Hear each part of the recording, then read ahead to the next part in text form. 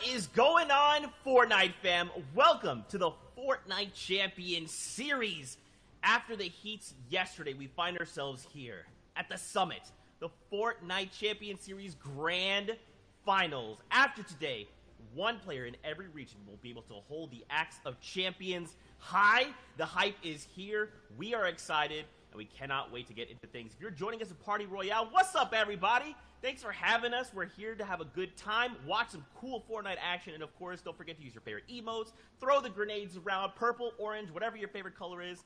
We'll have a great time. With that being said, I'm your host, Zeke. Joining us here on the analyst desk, we got Shy Wager, we got Bala TW.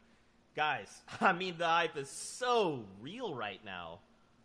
I mean, I'm between hyped, excited, and every other amazing, awesome word because we've been watching along with these guys playing the FNCS solos for so many weeks, and right now, this weekend, today, it's the finale. Yeah, I couldn't be more excited because Grand Finals for FNCS always means that we get some very, very exciting competitive Fortnite action, and we're going to bring the energy, we're going to bring the fire, and I know these players are too. Oh, man, of course, we are going to get into the show, but first, very quickly, do not forget, we are tuning into all things EU. We are going to take a break, and then later on, we'll be back to wrap up NA East on the day. With that being said, let's take a look at the format itself. Yesterday, we saw the heats break down 100 players, but only the top 25 advance, and now they find themselves here in the Grand Finals. Yes, heats, these were happening yesterday. Now it's the 100 best players all the way from the thousands, hundreds of thousands that's played, 6 final matches, 1 FNCS champion per region, and this is the format that breaks everything down. Yeah, if you're unfamiliar, you get placement, or you get points for placement, you get points for elimination. 14 points total for placing highest, for achieving that victory royale, and that will matter so much over all of everything, but you've got to find the balance. You've got to find some eliminations because that is kind of some guaranteed points every time you pick one up. And the placements, well, you got to see how it is. It's very difficult to actually accrue these in a competitive game. That's right, man. 100 of the very best will clash and battle it out. Now, of course, what's on the line here? The Axe of Champions will be that trophy that they can take into game and let the others in the lobby recognize them as a champion, but also take a look at the surprising breakdown here. 80,000 for first place. And of course, everyone that has made it this far will walk away with something, which is awesome to see. And I mean, even if they were to place, say, last, you still have to recognize these are 100 of the best players in EU. Make sure to recognize them for their skill. Here is an overall breakdown of EU. $800,000 available there, and then NA East, which we will be back for later. And don't forget, we have other regions breaking down there as well, which we will take a look at in a moment. But real quick, guys, I gotta talk about something that's near and dear to my heart, and that's Batman. Genius comes in many forms. Whether you're dangerously funny, creating havoc with wild plants, or flooding the island with your best intentions, it often comes along with a companion, madness. Become everyone's nemesis with the Last Laugh bundle featuring the Joker, Poison Ivy, Midas Rex, matching cosmetics, and 1,000 V-Bucks. You can pre-order the bundle through your favorite retailers, and it will be available on November 17th. So definitely check out the blog for all the details. And if you can't wait for more DC characters, Harley Quinn, Catwoman, and my personal favorite Batman will be back in the item shop for a limited time. Get their cosmetic sets before they disappear into the night. And of course, let's not forget Joyride has hit the game, and we will not be seeing vehicles in the competitive playlist, so just keep that in mind as we are watching. Now guys, I did kind of touch on it just a moment ago. We do have those other regions that are facing off. We should probably check it with OCE and see how things are going. Yeah, I think we should for sure because the competition over there was a preview of everybody else. These guys got the first taste of the Grand Finals action, and if you watched last night, it was certainly nice. And we got to award our first Axe of Champions. Yep, the axe is given out all the way towards the winner, and this man's going to be having that pickaxe to use towards the entire next season. It's going to be awesome to see. The winner of OCE overall was, of course, Jinx, RNG, Jinxie Fishy, and total points of 75, the Oceanic champion. What a run that he had above the rest. Yeah, it was ridiculous. And this man was contested, too. For yours unfamiliar with what that means off spawn, when he dropped, there was somebody fighting him, which means that it's very difficult to do what he did. But 75 points. And something else to note about Jinx, this is a man of stature, somebody who has won the previous FNCS, so he was already holding on to that Axe of Champion. He gets to maintain going into this season. Winners stay winning because as well, from second place all the way down to 10th, very familiar names. Refalse, Asfit, Rax, Worthy all the way up to second, Zore, Leia, Moose, Link at 7th, and then Fresh at 6th, who was playing so phenomenally over during the day. Had some help as well from chat, as well as Arab coaching him throughout the entire process. Past that, too, on the second place of Oceania, 11th down to 20th place. It is the same names we keep seeing, but look how close it was overall. Look at the prize money these guys got broken down. 40 points down to 36. Mountain holding 11th. RBK, I don't know, which is Volks holding down all the way to the 20th slot.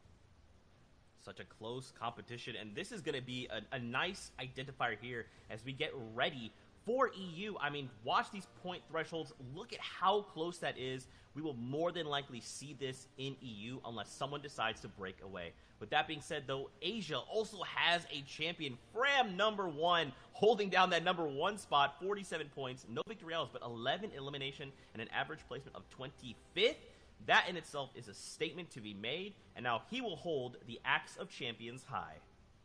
But it was so close, Zeke. Look at the eliminations, 11 for him over 6 games. That is slightly under 2 elims. And you know what? It counts. Everything matters. Tiebreakers certainly do in this case. 3 people tied for points at first place. That is ridiculous. Unheard of. Haruhiko coming in second, and Peter Pan. Unfortunately, these guys fell with the tiebreaker of eliminations. Fram will win the Asia region. Still, another tiebreaker back-to-back, 44 points, 4 ways through, from 3rd all the way down to 7th place. That is insane to see. Still, that story continues on the second page. Asia was so close, so competitive. And as you mentioned, Bala, every elimination did indeed matter. Once again, Rizart down to Riru from 11th to 13th place.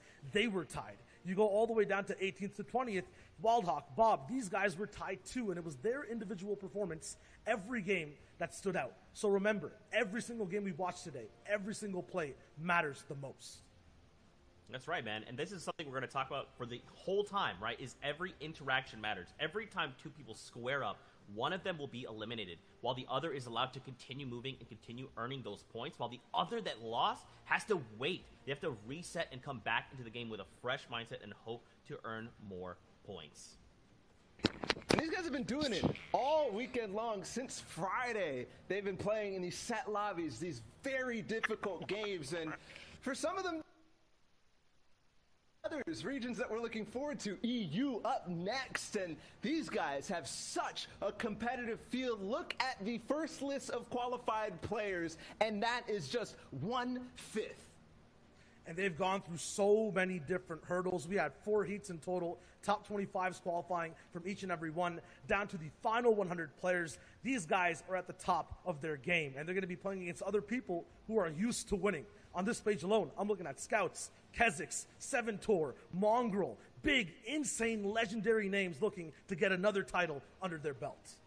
Reason was on that page too, the player who won Heat 4 against people like Letwick. Flois came out of Heat 1 with a dominant performance. We're going to be looking at him to see if he can maintain a good start out of the early game. Tayson, who had the first start in Heat 2 with the back-to-back victory royales, and we've talked about the format, how much that matters. His lead was almost insurmountable after only 2 games. And whether you're watching in-game in Party Royale or anywhere online, just pick a name over here, follow it through, find a new favorite player, and follow your favorite old ones too, like Lexi, like Fast Roki, Xweez too, who's an insane winner, winning back-to-back games through all stages of the competition. These guys are about to play some of the hardest games of their lives and are going to give us some of the best Fortnite we have ever watched. And yesterday was literally like a little taste of that, right? And we've seen these pockets of people already setting their eyes on grand finals. Today will bring some of the best Fortnite we've ever seen. I mean, there's no way of knowing. Will someone break away and hold off strong? Will people go head-to-head and kind of pull each other back? And at the very end, someone will cross the finish line. no way of knowing, guys. This will all unfold before our very eyes. Yeah, I mean, Zeke usually asks me the question, who do you think is going to win? I'm going to answer before you get to ask any one of these 100 players because they all deserve it 100% all the way up to this point. I'm serious. It's anyone's game. Every single person on all those pages for Europe are so good. And I want to add one thing to that, too, because it might be anybody's game, but also think about the fact that one player after all of this, out of 100, is going to be walking away the winner, the champion. That is just mind-blowing to me. Yesterday, we got to see the top 25 move on, and we thought about which 75 would fall. Now it's the 99 that will not make the cut. With that being said, though, let's take a look at a replay that has led us to this point. Yeah.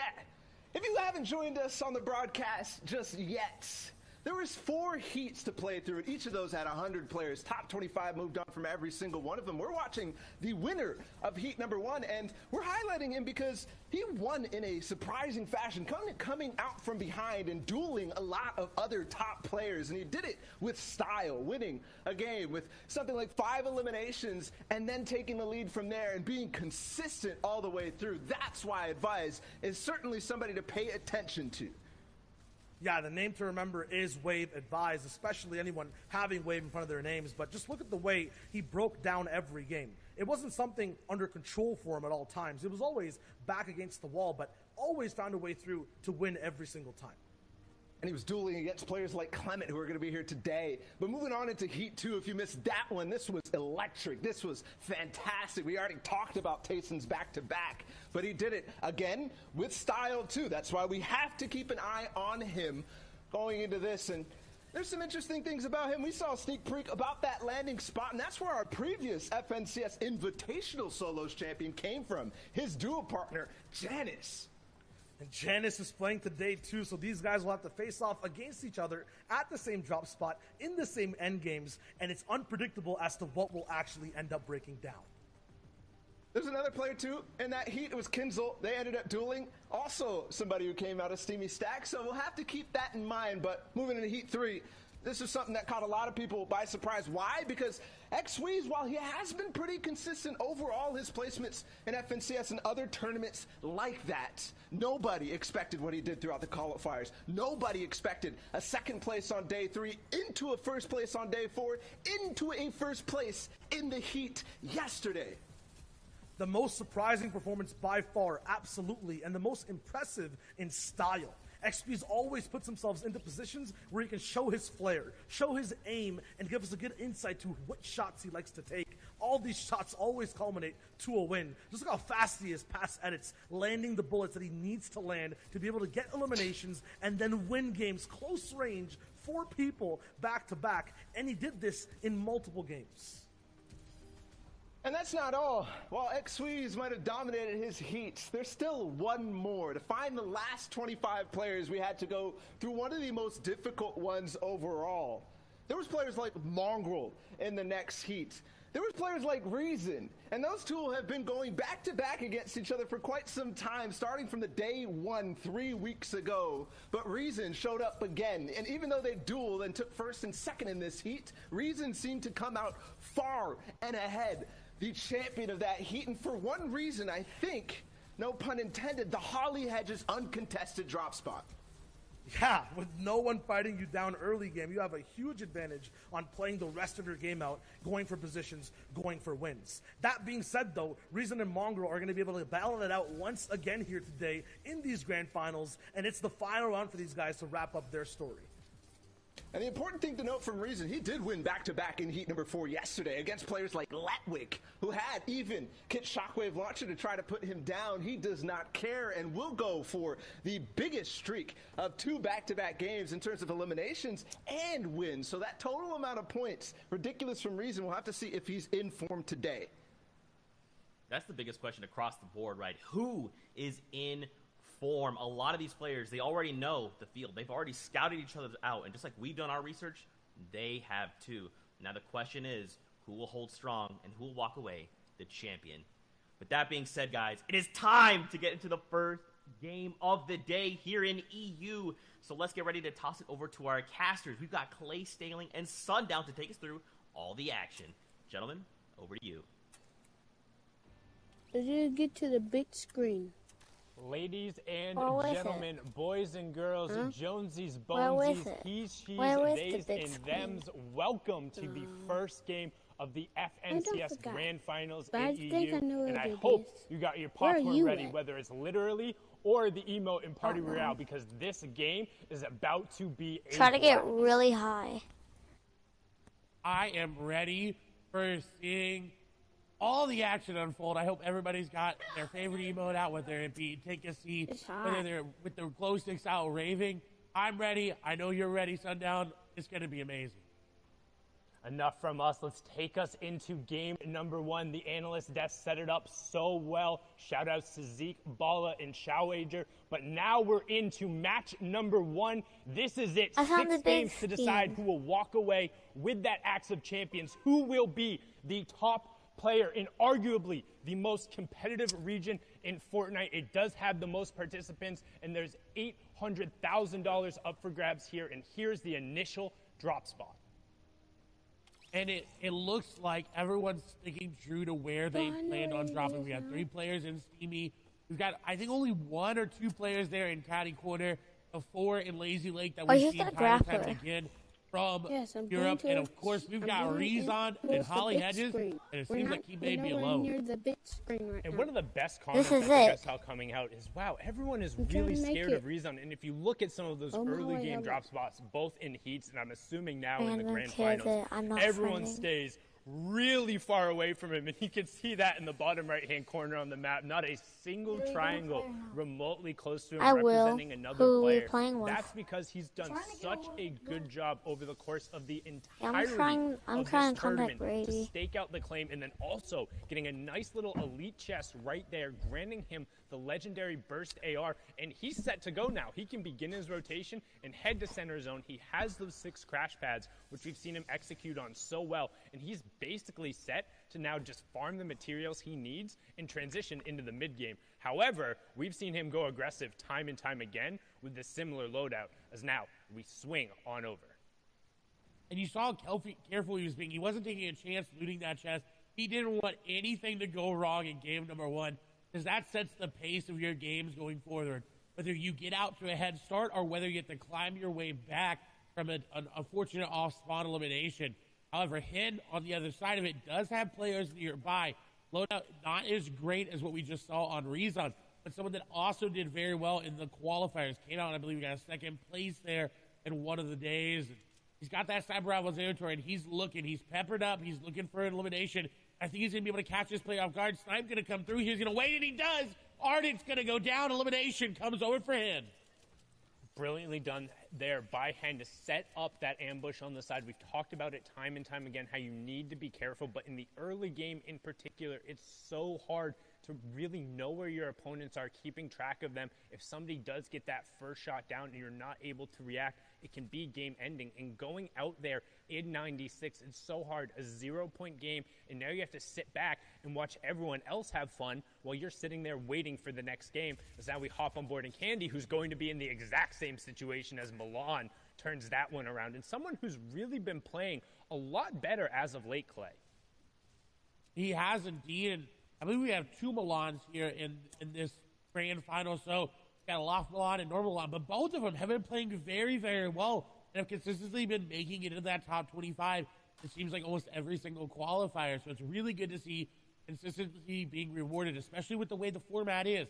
The format rewards those high-placing, high-consistent games. So if you're able to get to top 15, top 25, top 10 every single game, you're going to start to make your way to the top of the leaderboard. And that's what the goal is for the end. We talked about so much yesterday how it's, hey, top 25 is all that matters. Well, here, everyone wants to be number 1. You have to walk away with that top spot. It's a solos competition if you want the grand prize in the Axe of Champions and all the clout that comes with saying, hey, I am the best player in my region after the weeks of qualifiers and then coming down to this. And Mr. X, who had a beautiful run yesterday to even get him here. The miracle back-to-back-to-back eliminations, but now under pressure from Rifla, going to get in directly on top of him, but sticking straight to the AR spray. He didn't have a shotgun. That's what we talk about. Those early game fights, he just had the assault rifle and the SMG opting to stick with the AR, and I think that might have been the wrong call, as the SMG could have offered him slightly more damage in that situation, but Rifle comes through and punishes it. And it was such a close call. That Siphon was just the difference maker once that elimination came through. You see now on another engagement, it's between Wolfies and Maestro. Maestro running off this side on the front foot. The pedal is down. Maestro wants to just continue to push down. Shots go through. He's going to break through the wall. And Wolfies is going to go down. That was a huge pickup there from Maestro Wolfies, who was the second-place finisher in the duos of the World Cup. We've seen him play so aggressively, the young player from the UK, but when he's put on the back foot, it can be a little bit challenging there. Maestro did come through, got dropped down to 48 HP, but don't forget, in arena and tournament settings, there is that siphon enabled. That means when you eliminate an opponent, you will get either 50 HP or 50 shield back, depending on which one you end up needing. It prioritizes health first, and then they will also drop all of their materials, all of their loot, and an additional 150 materials, so an extra 15 builds that you can go over and sweep up. That ends up being really key, particularly in the mid and the late game now, as I'm on board here with a Ventex who takes 2 really big shots and is put on the back foot. He is, but luckily enough for him, Crash does not have any shield pop. Now, it's not going to be as good as he is going to be finding time to get those minis in that big shield pop. And Intel over there needs to find an aggressive push into the box and needs to catch him off guard. If Ventex is not able to get this medkit off, this does not look well for them. But it seems like the medkit will be popped, so he does get back to fighting HP. Under 50 HP is enough to withstand some shots. As Crash is now on the back foot, that's exactly what he needed to do. He needed to turn that defense that he was waiting on into that offensive moment. And now Crash is in a very bad situation. 6 builds remaining, no HP to really work with. He's going to have to hit a really big charge shot there. Dana coming through, not going to connect on these shots. He goes in the box, but Crash hits the shot, and that's another elimination for him. And you talked about it. He needed to hit that big charge shot, holding it up and punishing the player, and particularly when you see 2 players box-to-box fighting with charged shotguns, it's really difficult if you're not able to get that finishing blow right away, like No Luck Nebby does there, finding Kira to close out the fight, because you can have— Oh, Nebby, what? Don't even forget my point there. Nebby showing the power of the hunting rifle, showing up, catching 2 players on the outside. However, look in the bottom right-hand corner, a 3rd player is now rotating by. So can Nebby get all of these resources and get out without getting engaged on? But those are 2 monstrous shots. He's got to feel confident there, and definitely not living up to his name. Plenty of luck going on. And you took the words from my mouth. Nebby with an amazing aim there, just getting what he needed to get started. However, someone who is not having amazing luck is Janice right now. 134 effective HP. It means he fought either off spawn on rotation. Now he is going into the orchard, which does allow him these campfires and the apples that drop that give you 5 HP per consume. He's going to be in a good spot. He's able to really farm up. But Janice drops Steamy stacks. And look at his metal count. It was only 97. Coming out of Steamy with only 97 metal is not what he's used to. And this is definitely impacting his game plan. Yeah, and it's going to be tough there. Also, tons of players will know where he is, stoking that campfire, putting off the smoke signal. You can see him, those apples dropping, but instead opting to burn the extra wood. Good trade-off there and good awareness of where he was on the map. However, you do see Spen is lurking and trying to catch out the FNCS Invitational winner here. Janus over on the side, and he does. He gets him real quick. That's the problem. Again, we talk about it, the hunting rifle on the side. If you're not ready for it, it can be a game ender right there. You get caught out farming. And honestly, I think that's a little bit on Janice there. You don't want to be on the edge of the zone and caught gaining materials. Like, yes, you did just get in. You can feel safe. You're back up at that 100 health, 100 shield threshold. But you have to know other players are rotating from that side and going to be behind you. And Spen is actually going to get harassed there as he tries to rotate out. We're going to hop on over to a 3-way fight going on over here. Oh, and now already down to just 2 players. Controller getting into the boxes and getting the shots, picking up 2 eliminations back to back. Flecken gonna fall there, and these are what you need to do in solos. You need to get into the box and you need to finish the eliminations quickly, because like we saw, if you come and you fight and you box fight and you build fight, and more people are gonna come and they're gonna realize that, and you are going to fall. So a very good play there from Controller. And so far, it's been the story of the third party. You hear players talk about it all the time, whether it's your friend or your favorite streamer, that third party, is the extra player who comes in. So if you're taking a 1v1 and then somebody else rotating by says, oh, you guys are preoccupied. First we saw Nebby picking up the 2 shots there, then Controller closing it out with that epic tactical shotgun. Going to be on board here with Ovation Orion. We've seen him pull off a number of plays, but again, really good at kind of those ambush-style tactics, as you can see here, trying to set up a little bit on this player who's rotating in front of him. You can see the map in the bottom right-hand corner. That is the next storm zone revealed. So you can see a little bit just kind of south of the authority, or just over the authority, with a little bit of a southwestern side there. So most of the players will have time. The Slurpy Swamp players will have tons of priority, and Storm Surge has just turned on, which is something you might not be familiar with if you're watching there. So Storm Surge is actually on in every game, but is only activated when you're above a certain number of players left. That number of players for the third zone is 70. So with 83 players currently left, 13 will be impacted. What it does is those who haven't done enough damage to the opposing players will then take 25 damage every 10 seconds. So try and encourage a little bit of active play, which we see here from Orion taking out Queasy, who's going to be queasy about that, just being game ended right there before the rotation occurs, not picking up any points in that match. And what a smart play. He went in different angles and didn't just crash pad off the top, because he knew Queasy would have been expecting that, and found an angle, got in the box, got the elimination. That also, with Storm Surge, it causes people to make plays like that. Arion may have decided that, you know what, a couple tags were good, I'm good to go, move on. He put him pretty high up in the Storm Surge, but he didn't want to take the chance. He wanted to make sure he was above at least 100 damage on the threshold. So he decided, I got to go in, I got to get in the box, because when Storm Surge starts hitting you, no one's going to let you shoot them. No one's going to let you even look at them. They're going to be sitting in their boxes. They're going to sit there and wait. And not even open windows, not even make any movements, because they know, hey, that guy's getting hit by a big purple lightning bolt. We can't attack him. All of a sudden Phoenix is actually going in, but maybe a little bit of a misplace, he gets eliminated. Gets punished right away, and Tigwe has everything you could possibly want for a box fight there. I mean, just look at the loadout, having the epic tactical shotgun, the epic burst AR, crash pads, plenty of shields. So Phoenix might have felt a little pressure to go in and create some space, but T-Way punishing very succinctly there, as now we swing on board. Milan, Seventor, Kiko, and Anas all directly on top of each other. They become legends. Anas has played incredibly well. Clement also joining in on the party, and this is what we talk about, that Storm Surge. All the players who below, Anas being one of them, are going to be forced to find tags. That damage is going to start coming through. He's going to need to convert on it, and he converts brilliantly there, picking up Supremacy's Clement in #1 elimination, and also closing in on that first placement threshold, Clay. It was such a beautiful play by Anas, because he knew Clement had that bush. He said, you know what, he's going to go for the pickaxe. I'm just going to go ahead and edit that wall out so he can get the initial shot, and that got him the elimination. That initial shot there gave him the damage just to follow up with another tack shot. And with that rare tactical shotgun, it does a lot of damage if you're able to hit all the pellets, and that's exactly what he did. Now, on his way, he got the pepper placement threshold, just came through as well, and now he's moving in. He's got a very great loadout to secure himself a very good placement here, and we know Anas is very, very capable, like you talked about, and he's already stalking another player. He's looking to take down AX Controller.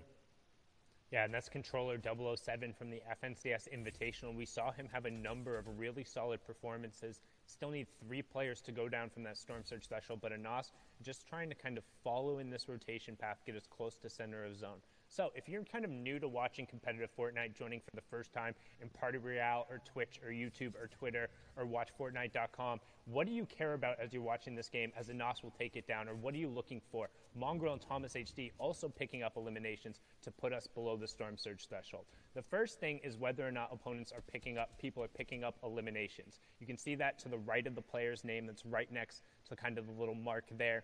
And that will represent 1 point every single time as they go through. Additionally, you're worried about them picking up placement points. In this format, the first one occurs after 25 players have gone down, then the next one occurs after 50 players have gone down, then it's every 10 and 5 players. So when somebody ends up falling in 41st or 31st or 26th, that's a huge changeover. But now, during the middle part of the game, as everyone's rotating through, what they're looking to do is establish space for themselves, make sure they're safe, and then find tags so they're not threatened by that Storm Surge that we were talking about ahead of time, as now we hop on board here with MCS like Squeezy, who has placed top 25 in 78% of his games this FNCS, best in the EU, and that's something to contrast with the fact that he also plays really aggressive in the early and the mid game. If he gets caught out and he's able to convert, he's had some of the highest elimination totals throughout the entirety of the FNCS, Clay. And I was going to say, I'm surprised he's not going into this player's box that's literally just fishing in front of him. Someone else tried it, and he's waiting. You can tell he wants to get into this box. As soon as he sees that player start to make moves into the other box, or maybe he finds out exactly where they are, he wants to go in. But he's got Letwick right above him, so you can tell he's being a little bit more cautious this time around. In the heats and the qualifiers, he knew he had a little bit of leeway after that great performance that he had. He was able to play a little bit more aggressive and still get top 25, which is insanely impressive. Now, the biggest impact of the game right now is going to be this Kit Shockwave launcher in Thomas HD's inventory. He's already gotten elimination because of it. He's also already near the next zone. He doesn't have to rotate very far, which is really good for him because he only has 94 materials. He only has 94 materials, and he's right by the priority on high zone. This is the 4th zone, which means it's the last safe zone that's completely inside the current safe zone. After that, the 5th one will be the half in, half out, which kind of signals the transition into the end game as Thomas helps end Sebi's game there. He's going to be sent back and have to queue up after that, and Thomas hits him with a favorite emote. Hey, if you got that emote and you're in Party Royale, mimic it right now. Let Thomas know you're with him and sending him the aid, because he has a really good shot to ride this game out with where he's positioned, because after the 4th zone, you don't want to head super central. So all of a sudden, if that half in, half out zone pulls to the south and is on this high ground, and he has all the Shockwave launcher plus a launch pad plus the Mythic Charge shotgun, it's going to be really difficult to force him out of a priority position. He's going to be somebody to watch over the course of this game who's going to impact the other players around him. And he's already doing that just with his AR. He impacted Sebi. He was going to take down passive. And this is very, very good for him because he doesn't have to go too aggressive to get these eliminations. They're kind of being handed to him here as he's just taking a grasp of his surroundings, looking at every possible angle and getting eliminations. And speaking of that, Mr. Savage going to pick up an elimination there onto for Strokey. Yeah, and you can see that action kind of being driven as players are forced to rotate in and start to get priority position, because it's not only just about being safe here, it's about establishing yourself for the next rotation, because that half in, half out is so important in terms of priority. But right now, Reason is 5 below the damage threshold. So once this zone clears, he'll start ticking. You want to keep an eye on the top left and then the bottom right-hand corner. That number will need to drop down to 50 players before Storm Surge turns off. And if anybody we're watching is below the threshold, they'll start taking that 25 damage every 10 seconds. And Reason just able to get himself above it with a nice tag there, and he's starting to get aggressive. We talk about the utility of the crash pads. We saw it in the package beforehand, and Ball and Child talked about how good he can be aggressive on the low ground, and he gets Heatsy there, which is a huge elimination as well, because he pulled that half in, half out zone we talked about. Everyone who banked on it being up on the high ground saying, hey, if it pulls up here, I can win the game. Well, they were wrong. It pulled away from them, and they'll be the ones who have to rotate as we hit top 50, meaning Storm Surge turns off, second round of placement points goes through, and everyone is going to be rotating now. And you saw Savage just waiting with that edit open. He was looking for any possible angle to pick up an elimination. Lois as well. He's kind of fashioned himself a little bit of a base here that's got these pyramids edited in a nice way so we can see down on players rotating. And this is where you want to be. If you do pull half in, half out, you want to be looking for players. You don't want to be exposed, because obviously that you could get sniped like Flois might do here. Some people, Mongrel picks up an elimination as well, so he's still here in this game and still fighting as well. As Flois is trying to snipe somebody out of the sky and was not able to hit it, but a valiant effort. Valiant effort, but just a little wide. Might have given him a haircut, but not going to connect. No Storm Surge tags in play there as we see Kami pick up a huge elim. Flois trying to get involved here, finds the first tack shot, gets the second onto Vadil, who had picked up Savage. So Savage, again, going down early, only picking up an elim and the 2 placement thresholds. 3 points for him there.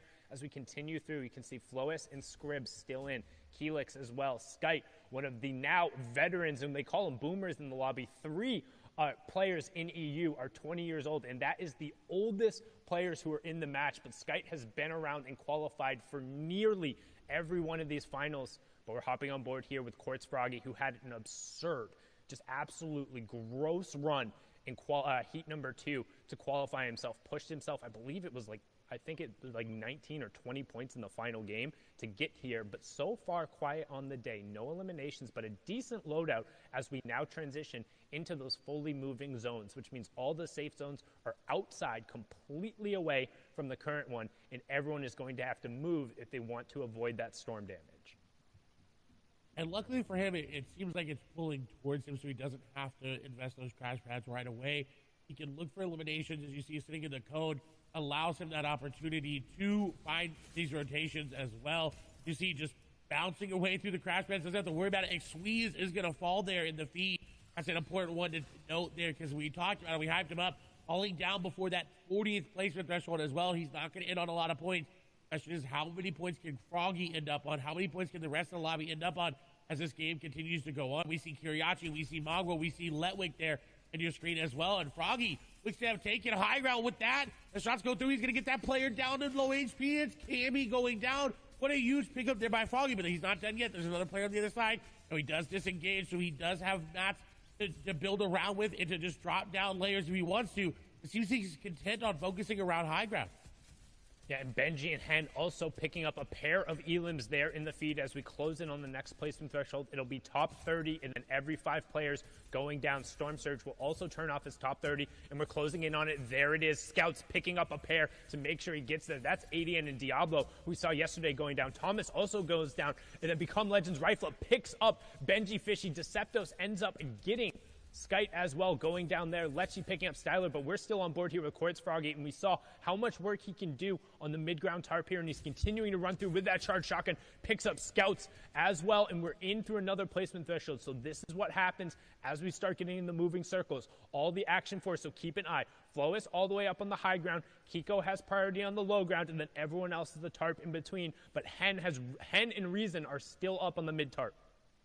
I think Flois was able to pick up that shockwave launcher from what it looked like. He may have used a crash pad to take it, but Mongrel, I believe, going to fall there on the backside. Rezon still in this game, getting eliminations. Hid, thing on 4. Crash pad will come out here for Hid. He does have a lot of materials left. Carrot picking up 3 eliminations there on the backside. As shots come through on the Hid, he is going to be able to block it off, and the capitalization there on the Snazy will be good as he realized already losing HP. Kensel going to take down a player there as well. Anas going to fall. Lois does have what it seems like a crash pad to maintain high ground, but Bad Sniper coming up. Decepto's coming up as well. Everybody is coming up for high ground. Rezon just trying to make it through.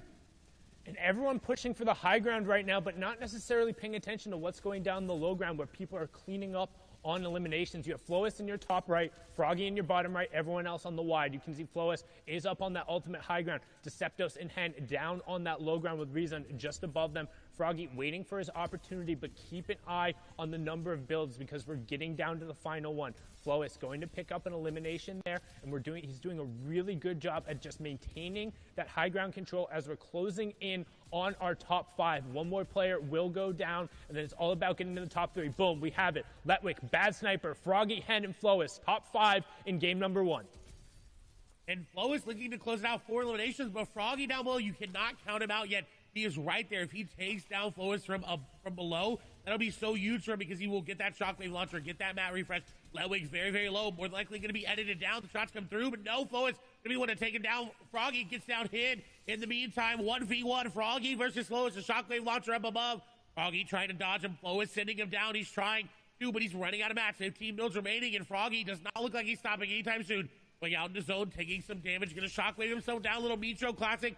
Shotgun does come through. The shockwave is going to send him flying. Shots come through. Flois is going to get the beam, and he takes down Froggy for the victory royale. Really, really good job from Flois executing on the top-down push with the mythic weaponry, but more importantly, showing the versatility of that shockwave launcher, launching himself down and then finding a gap to launch the opponent out, tracking him, and picking it up with the AR. Match number 1 is done. Fury Flois taking home the victory royale, but we'll see where the leaderboard shakes out. We're going to toss it back on over to Zeke, Shio, and Bala. Man, a strong start here in EU, really coming out with a nice flow. Flois finding himself the victory royale. Guys, this final fight between Froggy and Flois, both players walk into that 1v1 with 5 eliminations. The Elim and the Victory Royale is going to be that 4-point swing. This is gonna be a good tone setting for the rest of the competition. We saw it in every region, right? 1 point matters, and that's a 4-point difference for that win and the Elim. The coolest thing, though, to me was the versatility for Flois and how he was playing every single engagement differently and using his entire kit to be able to hold first overall in Europe right now. 6 eliminations, 20 points, and that Victory Royale. Yeah, but there's also other people lurking near, too. And with only the first game, don't forget, there's 6. People are starting to establish themselves. I see Hen in 3rd place right now with 15 points, a sign that he could actually be on that hot streak. Hen, a very hot and cold player. Letwick, though, played significantly well yesterday, and he's there again in towards the top placements, and also with a couple elims to put himself in 4th place, but Kinzel too. And then the rest of this, I think, is kind of maybe a little different than what we might expect in towards the end of the day. You have Carrot, you had Decyptos, you had a Nas. I mean, there are some of these guys who have the potential to win for sure, but I don't know if that's quite it yet. Yeah, I think at the top, I mean, obviously this is such a strong start. 20 points for Flois. Now, he's off the line, but he needs to take that next step and turn this into a full-on sprint toward the end. Is this the momentum he needs to do this, though? Yeah, I mean, for all the people over here, that's the same kind of question, right? And if you haven't seen the standings leaderboard before, the eliminations are the total overall over the 6 games we're playing, as well as the points. And that's a combination of the placement and elims these guys have. So Lecce got 5 points of placement that game in 22nd place, and 2 eliminations. That's 1 point each. But for these guys, they're kind of sitting at 30th place. They don't have to go for a top 25 anymore. No one has to go for top 50. Everyone here is focused on that win, and they're just slightly behind. Still, though, really hot off the gate. Yeah, there's a lot of different things that people have to figure out on this first game. There are a lot of things and changes to what people might have been expecting. The plan, Zeke, you talked earlier about how these guys are all starting to do their research and whatnot. It shifts a little bit in grand finals. People start to make decisions and play with the mind a little bit of each other to, force things that you might not be comfortable with. A lot of that is going to dictate that drop spot, right? And how that could, I mean, we're talking about 100 of the very best in the world. If I'm going somewhere and my peer is going somewhere that I'm used to playing with and against, that is going to dictate my play and theirs.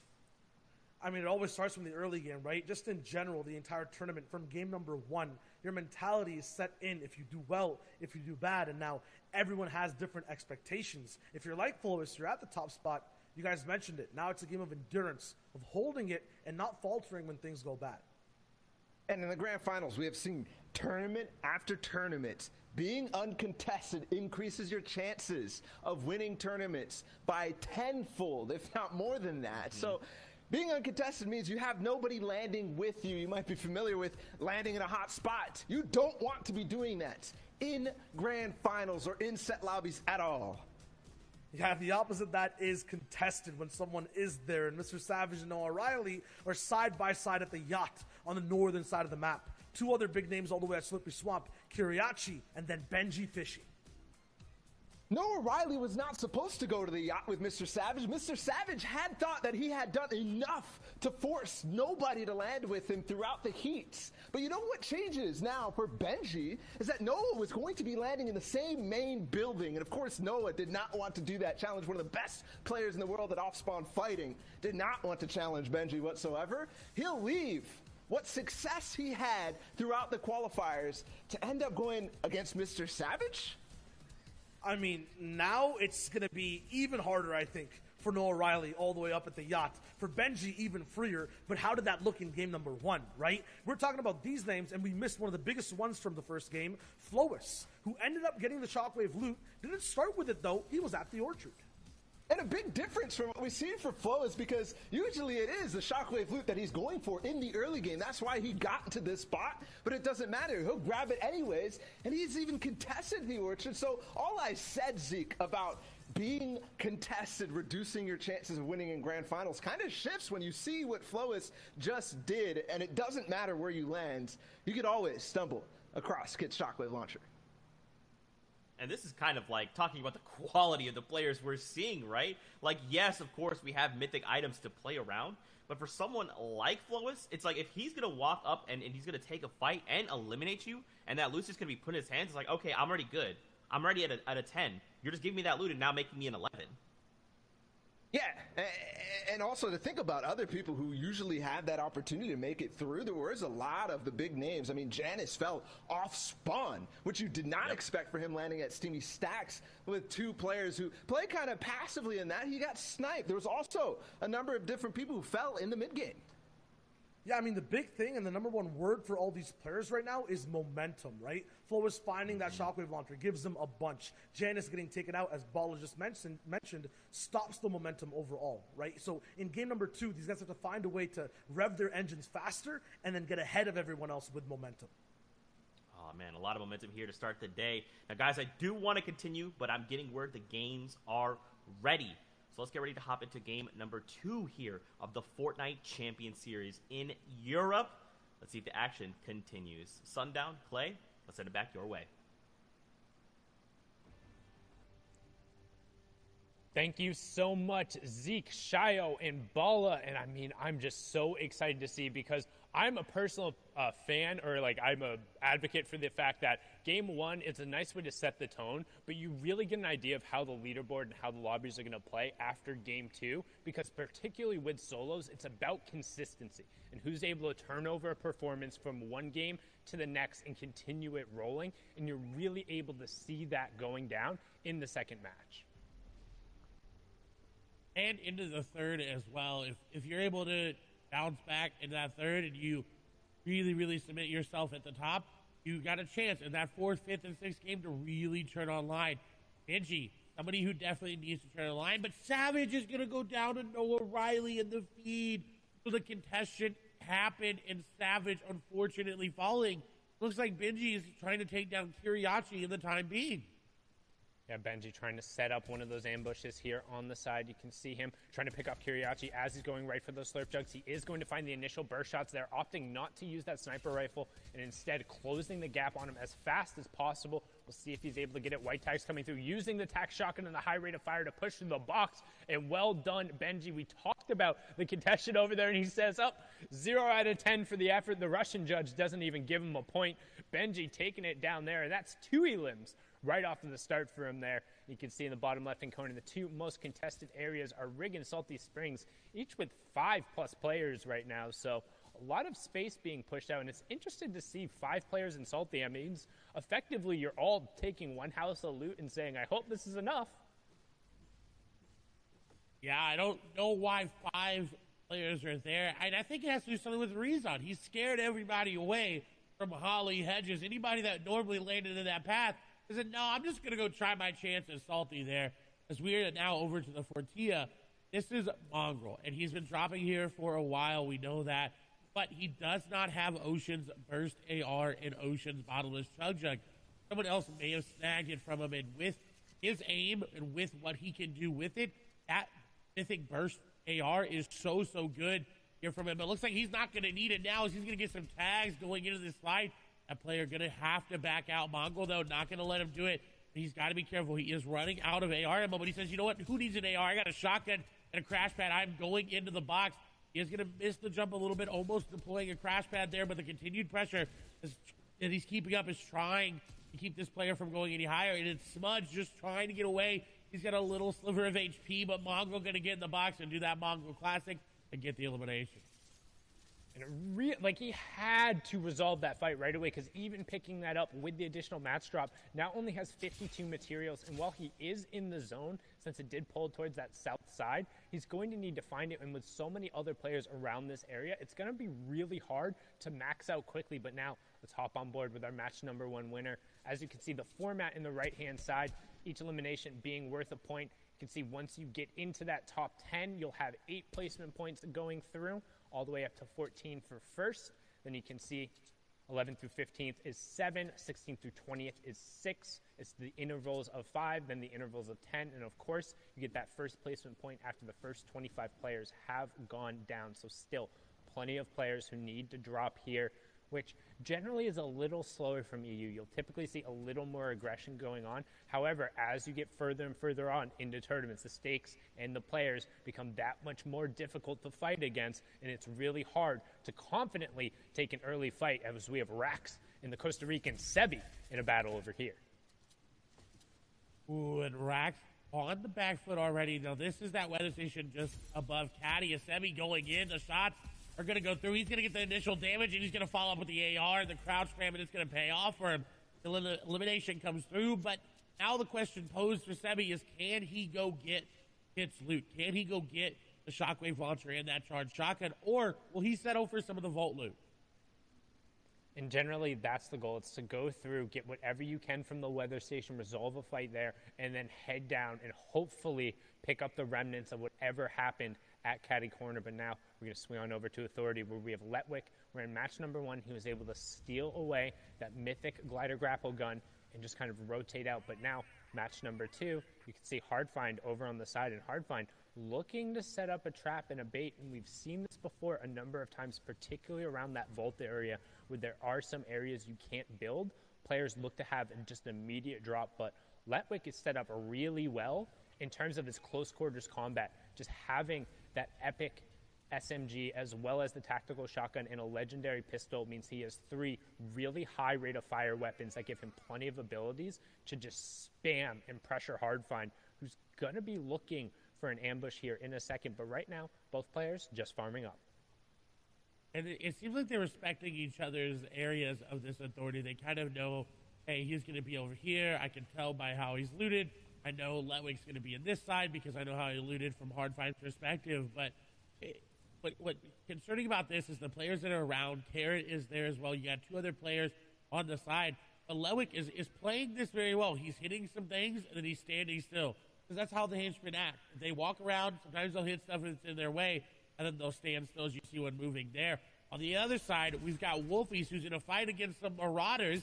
Hopefully he's able to get out of those. The Marauders are very, very potent. They shoot you, they throw stakes at you, and they just will try to eliminate you at all costs. And they've got very, very good aim, especially with that hunting rifle there in the inventory of the Deadeye Marauder. Wolfies is pretty low, but he's got Ardent pretty low as well, 150 HP. Now the Marauders are coming in here. The third party this fight. Sometimes the third party does not always have to be an actual player. It can be the AI. This is really good for Wolfies. He's allowing the Marauders to go after this player and go after him for him and get the initial damage. But if he goes in, he's got to be careful. He can't look to go in right away with all these Marauders around. If he doesn't do any damage to him, they're going to be very, very, very hard to build through and walk through. As you see, the builds are going to get broken. This is bad for Wolfies. He needs to get rid of the Marauders. The shots are coming in, down to 11 HP. He's only got 2 builds remaining. Launchpad placed. He can't build anymore. Got a player right there in front of him. Sniper shot going to come out, and it does. But he goes down to a Marauder. Vato getting picked off there, but the Marauders catching Wolfies out. No builds, no natural cover nearby.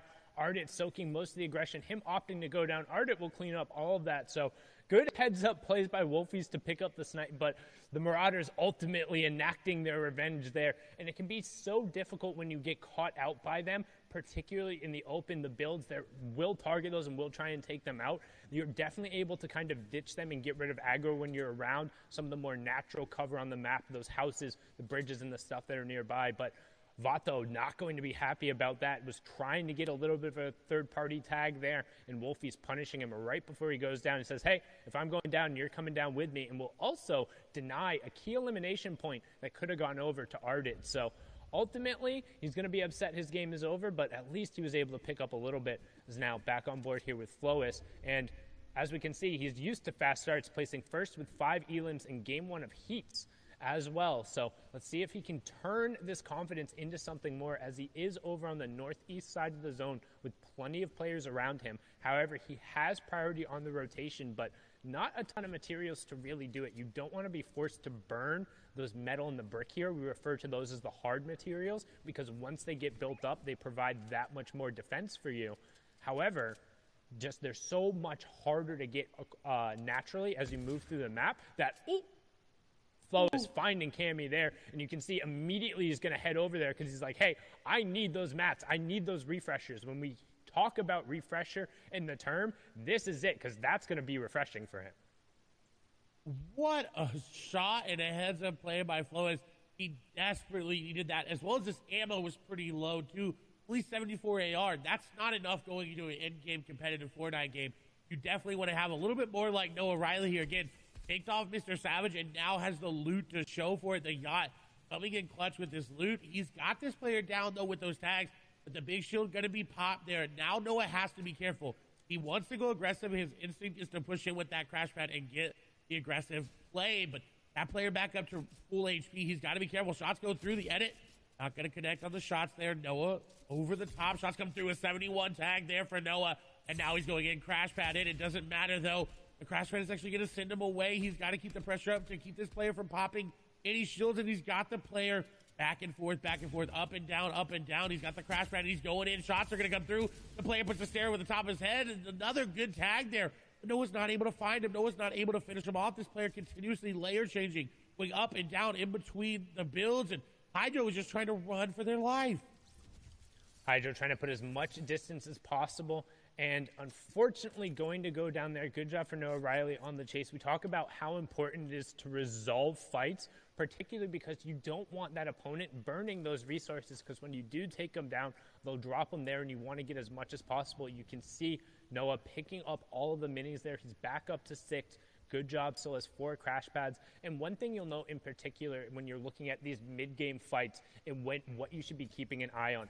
Anytime a player has crash pads, that will enable them to push into boxes. You've seen it in 2 different ways, both from the top down, where they throw it against one of those cones because it lets them fall in. And then a perfect example, thank you, Ross Orange, for showing it right there, winning the fight against Hardfind very closely with 6 HP. That's the horizontal crash pad, where you line yourself up on the corner of the walls, you throw it against that corner, and it'll end up landing right behind you, and it pushes you forward into the box, but it won't affect the other player. So it allows you to line up your shot ahead of time, and most times it'll also put you behind them, so they're not able to play defensively, as Orange trying to play defensively here, but Bafo just comes in and says, hey, you didn't have enough time to reset and get your shields up. I will take all that loot. Thank you very much. And that's the dangers of taking a mid-game fight, is that if you take any damage, you're going to get third-party. Players are going to recognize that shield crack sound, and they're going to move in. But on the other hand, look at Lewick. He took that fight, got out, and now is on the move. But Carrot is setting up an ambush, and the shots coming through. Lewick has been cracked. Look at the box separation that he just did there from Carrot. Get a time to pass him, and he's the stair over the top is not his. He does get a nice layer change coming out and above, but he doesn't have enough time to pop the big shield.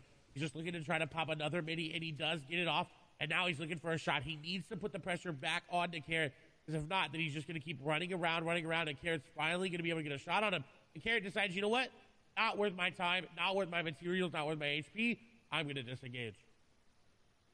I'm 50-50 on that. It felt like if Carrot had kind of kept pressing, he might have been able to pick up Letwick, particularly because, look at Letwick, there are only 20 total builds coming out, but that also means if you are able to take him down, you're not going to necessarily get that much back. You'd only get the 35 total, and it's really not going to be that beneficial unless you're able to rotate cleanly off of it. Both have the crash pads, but now you can see fight going on here between Diablo and NXS. Z-Andy on the back foot here, and Diablo trying to push forward somebody we've seen had the capability of playing aggressively. He is above that Storm Surge threshold, so just trying to hunt this player and doing a good job of keeping Zandy on the back foot. Does get the cone replaced, owns both, edits back under. Zandy able to replace that stay there, so Diablo just going to reset for a second, make sure he's still back up at near that 100-100 threshold, and then Zandy going to go down. So good job making sure he picked that one up. Zandy was below that Storm Surge threshold. Diablo will see that coming through. The Storm Surge will take that over. So that's what we talk about right now. You can see on the right-hand side, Diablo is currently 130 damage above. Zandy was below, which means he takes that 25 damage every 10 seconds. And it also signals to Diablo, hey, I can just tag this guy up and then wait, because any damage he does for to that player, as long as they go down within a minute, he will still get credit for that elimination. He will still get the point. Then he can go over and safely pick up that loot. That is another aspect of competitive Fortnite that everyone has to think about. That Storm Surge, it plays a factor into so many of these players' games. Sometimes they forget about it because they're pumping, they're rolling, they got their mats, they got their ammo, they got their builds, they're in zone. And then they're like, wait, I didn't tag anybody this game. I got to look for a tag. Frenzy Fishy on the other side above, and a good amount above. If you're about 100 to 150 above, you're you're looking at a good spot. As shots come through, he's going to take advantage and find swaps with one AR shot. That is what you needed. We saw Thomas H. do that in the first game. Just find any sort of elimination that you can, far away or up close. Don't even have to risk yourself getting tagged up for it. Beautiful elimination. Yeah, but you notice how he's doing that behind a cone and editing a single wall. That's to avoid all of those hunting rifle headshots that we've seen come out time and time again. You don't want to get a game ender looking for some of those tags to make sure you're safe. But that being said, when we talk about tags and going through, that's generally meaning you're looking for long-range shots, not with the intention of actually trying to eliminate the opponent, but just doing some damage so you're not threatened by the Storm Surge, as Flois ends Froggy and puts a prime example of why you need a cone in a window and to limit the number of angles you have, because so many of these top-level players will be carrying those weapons, particularly in EU, that is known for their snipes and hitting their shots. Well done from the game number 1 winner, who's continuing to roll with the momentum here, boxed up next to Arctic, passive over the side, as we're transitioning now into that mid-game kind of territory, as players are starting to get closer and looking for priority in terms of zone number 4. What an elimination. He needed it too. He only had 2 hunting rifle shots. That first shot needed to hit. He didn't really have a chance to follow up if it didn't. Very heads-up play by Flois. First place, taking down second place. That is, hey, that's pretty good for your mentality. Even if he goes down here and be like, hey, I took out my competition, so I know I'm pretty secure there. But we're still pretty early on into the game, so you can't really do much with it. And it's important to note when they stress during the top of show how every single interaction matters. Right there, Flois eliminating his direct competition right now, the player who is closest to him, who's able to pressure up. That means if he's able to build up a lead now, it's going to be that much more substantial, because effectively he's eliminated one of the players who can threaten him the most, as now we're on board here with ADN. We saw him have an amazing run yesterday, pushing in. Right there, you can see the Dorito edit being taken down, and that's such a good push. Fastroki was looking to set up a crash pad there with that edited cone in his box, but ADN dropped in and then occupied the space, stuck to the AR, and then just used the weapon to close it out. Well done getting a key pick there in a mid-circle. And he desperately needed his match. Were not looking good. Still are not looking good as well. So he's going to have to find another impact elimination along the way, as we're on board here with Ardent. Again, mats are not looking good. Now, there is a player's loot there in front of him that he more likely got the elim from. He's not actually prioritizing picking it up right now. It seems like he's just looking to build and then go for the loot. Mr. X is nearby. Benji's nearby as well. Hardest in an awkward spot. We've got Scram in this game here as well. Handy, passive, slick. A lot of players still alive. 61. We talk about Storm Surge. This is a threshold where it's 50. 11 players need to go down. Darda makes a heads-up play to get a box, and Crashpad's going to come through, but that's bad for him. Unless he hits the shot. Shots come through, and he does. Maestro going to go down the aggressive play, not going to be rewarded. And Ardent will be rewarded for his passiveness. Yeah, and you can see the reason why so many players are fighting right now, both that Storm Surge and trying to get priority. We talk about fourth zone. Look in the bottom right-hand corner. Everyone is looking to box up and stake their claim on as much real estate as possible for when that half-in, half-out reveals. You don't want to be sharing a spot next to somebody as you go to rotate, and they're looking to clear out the players nearby as Ardent picks up Flois there. So 1 and 2 are down. That's going to open up the leaderboard. Tons of players will have an opportunity to charge up. Eyes are now on Hen and whether or not he can kind of extend his lead out there, as Ardent also picks up Lechi. Mongrel getting scout there in a brilliant job, because he's now cleared out all the players on this tarp. In that next, the half-in, half-out, the one before moving, is pulling directly over to this cluster of players. So Tayson, Benji, Helix, Wyzip, Mr. X will all be over there, sharing the half-in, half-out with Ardent. They all have priority on everyone else who's rotating into the zone. So they're going to be fighting among themselves to make sure they're safe and not going to get ambushed, and then swap over to what Tayson's doing now, looking to catch the players, burning their rotation, burning launch pads and crash pads, trying to get into this zone. And this is very lucky for Tayson, because, again, express the amount of builds in the inventory. He only had 54. That is not where you want to be for this in-game. So he has to find an elimination and get to these moving zones effectively. He does have the 6 crash pads, but when you start to use those crash pads, you start wasting those builds as you box up, and he needs to find somebody. As shots come through, he's not going to be able to beam people out of the air just yet. But we do see Nebby unfortunately falling, but he did get that top 15 placement threshold, which is what a lot of people are playing that consistency. Hey, at least I went down inside of that. Tayson, however, is looking to get aggressive, and I believe that's on, I think this is Benji. I'm 97% sure Benji is right nearby. If Benji makes the wrong edit, he goes into a box that's not his. Tayson is going to go aggressive. You see the big shield is going to be popped. Edit's going to come through. No crash pad in. Shots coming through. Then Benji's going to go down. Tayson going to take him down. You called that he was looking for it, waiting for Benji. He heard him trying to set up and get some space, knew he was pressured around the side. The horizontal crash pad entrance puts him behind Benji, cleans it up with the tactical shotgun, and well done. And Hen, the third place player on the leaderboard before the last game, going on the high ground right now, has priority position with Enos and Mongrel just below him. Also Floki on the same ground, but we're going to hop on over to the Become Legends player. He's been playing so well recently, cleaning up the Cash Cup on his birthday. Had a phenomenal performance yesterday to also guarantee him spot here, and he has priority on this next zone. What that means is he's the closest to where the safe zone has to go past. So as it funnels and everyone else rotates, they have to go past Hen. You do not get to pass Hen, and you notice he's built so much space around him, so he can't be shot at in return. All of these shots are completely safe, so anything he's able to convert on will turn into points for him here, as another placement point does take over. Now he's not shooting through that wall. That is just one of the graphical issues with the replay. He's picking up tags, but now you can see setting up a crash pad, going to use it to go on the rotation late, and he picked up a key elimination onto Wyzip there as we have our top 35. And it's such a key elimination because he gets Jules' glider gun, and now he's got free rotation everywhere. He could win this game based off that elimination. It was such an impact elimination, but he's being a little bit too greedy on that zone. He did get tagged up, but he's still good. Rotation coming in. We do see Safek going down, and rotation X Squeeze went down as well. So a lot of the big names are out of this game, but Han looking to keep his stream alive and take down one player who landed right on top of him. That was a very, very heads-up elimination onto Pablo, but he's not that healthy. He has those minis in his inventory, got 126 effective HP. He needs to find another one.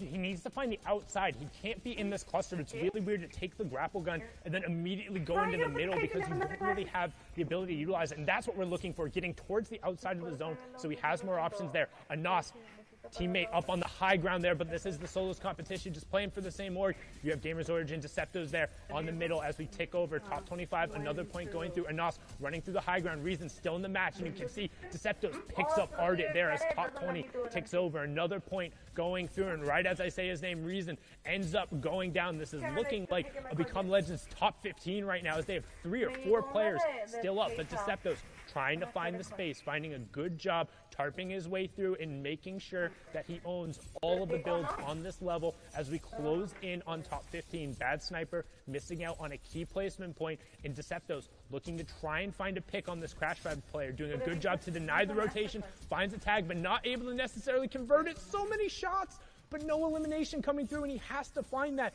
That's such a key pickup. Inside the top 15 we go. Can he chase down this player? And he finally gets it. That snipe going down, but Hen is still up, picking up Orion as we get into our top 10.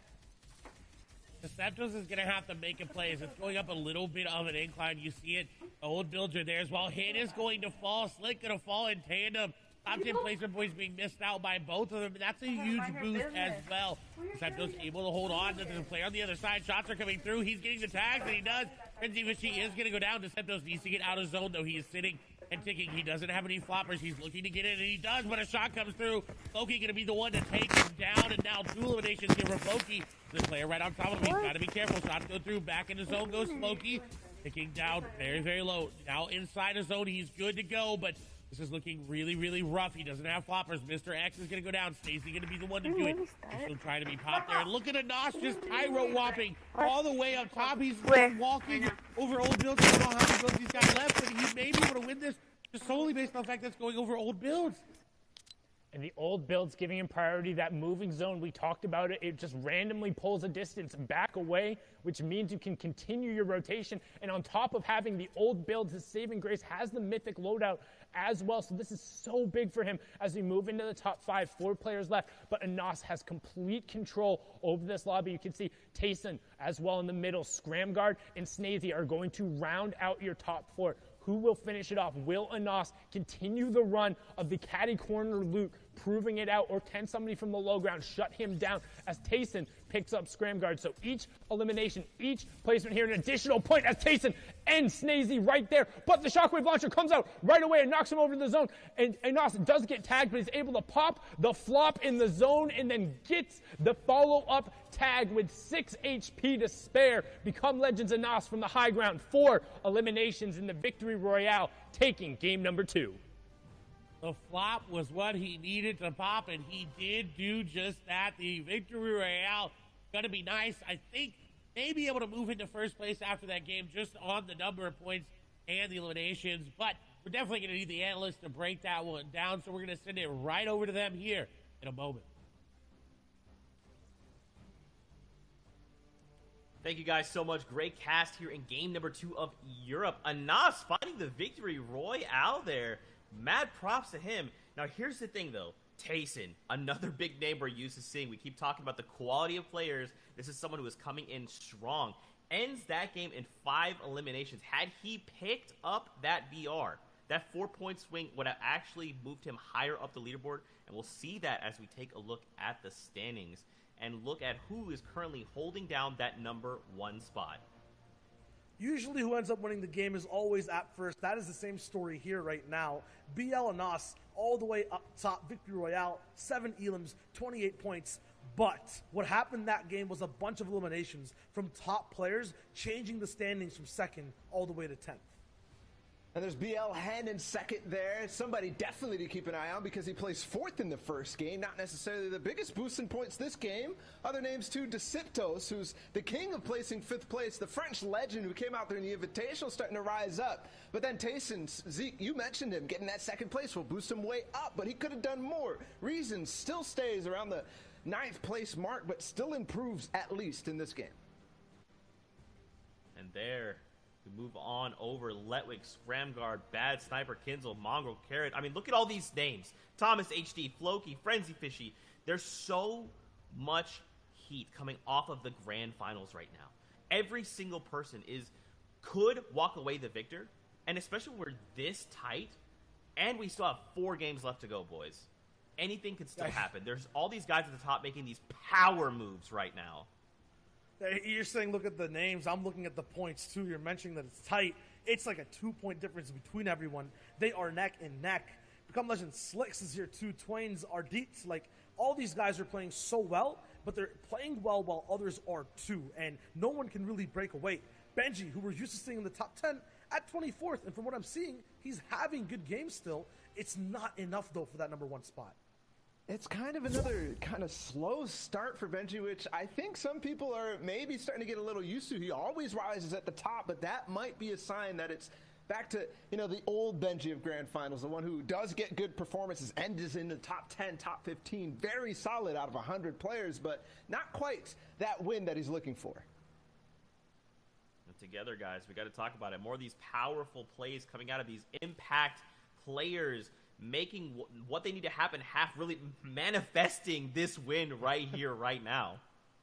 Yeah, Grand Finals is all about power, and it comes in many different forms. We're starting off with how power struggles on early games off-spawn fights, and Noah Riley, Mr. Savage, they had a big battle down. Noah showed that he was more powerful. And it's all because Benji scares Noah into going somewhere else, but into somebody who might end up struggling because of it. Benji, though, saw a sign of weakness, and because of that, he will pounce, try to grab more space. Kiriachi looking in the background, and Benji knows, and he will hunt. This is one of the best players at fighting in the early and mid game, and Benji is not scared whatsoever. Got power vacuum basically here over at Slurpy Swamp, and Benji gets in the box with style, breaks through, hits a big shot, and shows his power afterwards as well. And is that show of power, is that show of confidence something that we're used to seeing out of Benji? I say yes, but it might be overconfidence as he pushes a fight against one of the best players in the world. Now we're switching over to Flois, and for him, it's a shift. Yeah, for him, he was holding power in game number 1, continues to, dropping down Froggy, who was in second place on the leaderboards at the time, but holding power sometimes comes with a cost. He loses it over to Advise, and we see one of our new players who are in that second place slot. Second place for Hen after a very good game number 1, and follows it up with a pretty decent game number 2, a 10th place for him, but a couple of elims to boot. And that will put him where he needs to be if he wants to grab that crown at the end of the day, the ultimate sign of power. He falls in 11th, but that's at least solid enough.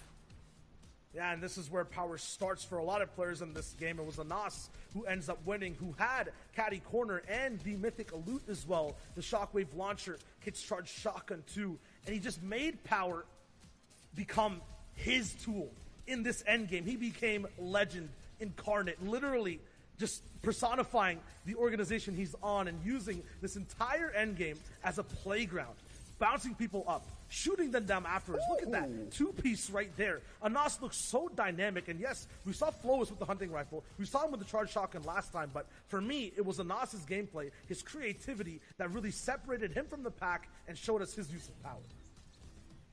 And Anas, that's kind of what we were talking about at Caddy Corner last time. We saw Thomas there for a brief moment, but this time it goes down. Kit spawns down at the gas station, and that's where Anas is lurking. He had a good game last time in 10th place, but if you want to become a legend at the end of the day, if you want to solidify yourselves among the great, immortalize yourself, you need to have games like that. And Anas and Hen, both at the top of the leaderboards, org mates, and they're standing strong. Both of these guys are definitely looking to break away. I mean, Anas is ahead of the game, 28 points, but Shy, is that going to hold? Didn't hold in game number 1 with Flowis. I feel like when Anas gets that top slot, he holds it completely, especially at Caddy Corner. So I feel like, yes, that's my call. I like it. Quick and concise. With that being said, guys, let's throw it into game number 3 here in EU of the FNCS Grand Finals. Casters, we're sending it back your way to get into the action. Thank you so much, Zeke, Shio, and Bala. Insightful as always, and everyone is looking to become a legend, but right now the Become Legends players occupying first and second. And if you're just joining us, welcome. My name is Sundown, joined here by the fantastic, as always, Playstyling. This is match number 3, the halfway point of the EU FNCS Solos Grand Final. And if you're watching at Party Royale and you just dropped in, hit one of those telephone booths, the changing stations. Make sure you get your favorite outfit on, then head on over to the main stage, catch the action out, and you can see where everyone's dropping right now. And if you notice, the yacht only has one player on it, so I'm interested to see who that player is. Is it Savage? Is it Noah Riley, who came out on top? And of course, who's going to come out of Caddy Corner on top? That is always a question in all of these players' minds. Right now you can see cutting over the top of the lake, but switching over to Anasu, landing over towards the weather station side from Caddy. You can see looking to figure out if he's going to be able to go through, pick up any amount of that loot, drop down into this area, see what's going on. As of right now, doesn't look like he's actually going to have a contestant in, but you can see also a number of players off and over just to the southwest of him. So right now, first shot coming out, we talked about those early hunting rifle tags, but not quite going to find it again. Anas, game number 2 winner, current first place right now. And he's in a very good spot to keep that first place, but Hen right behind him. We've got to keep our eye on that elimination feed for that come up as well. If Hen, only 3 points behind, is able to make a play to start to make the ground up, is Vadil going to get some nice shots there. The Doug Splashes, though, are going to get that player up. The nice edit is going to drop the player down. The edit around as well. He's got him boxed up, but the fish is going to escape as Vadil looking to crash pad on in, using the jump there. He's actually not going to go in. He's going to take the wall and the cone up top, and that was so smart to outplay Advise there. Well done picking up Advise there. We talked about kind of the different types of crash pads and then the variations you're able to use. Him jumping up prevented him from falling in. So then when Advise went to exit, the situation got picked up, and now over to Slurpy Swamp. We watched this fight happen last time. Benji aggressively pushed Kiriachi, saying, no splitting going on here. This is my side. But Kiriachi now looking to be the Predator instead of the Prey and closing in on Benji as he's hitting these slurp barrels. So wants to kind of resolve this beforehand. And now, box to box, how do two of the best players in the world close out this box fight? Do they look to take each other on, or are they just kind of trying to disengage the situation? Right now, Benji's saying, hey, I need more mats if we're going to go toe-to-toe. He disengaged perfectly, got up, and is out.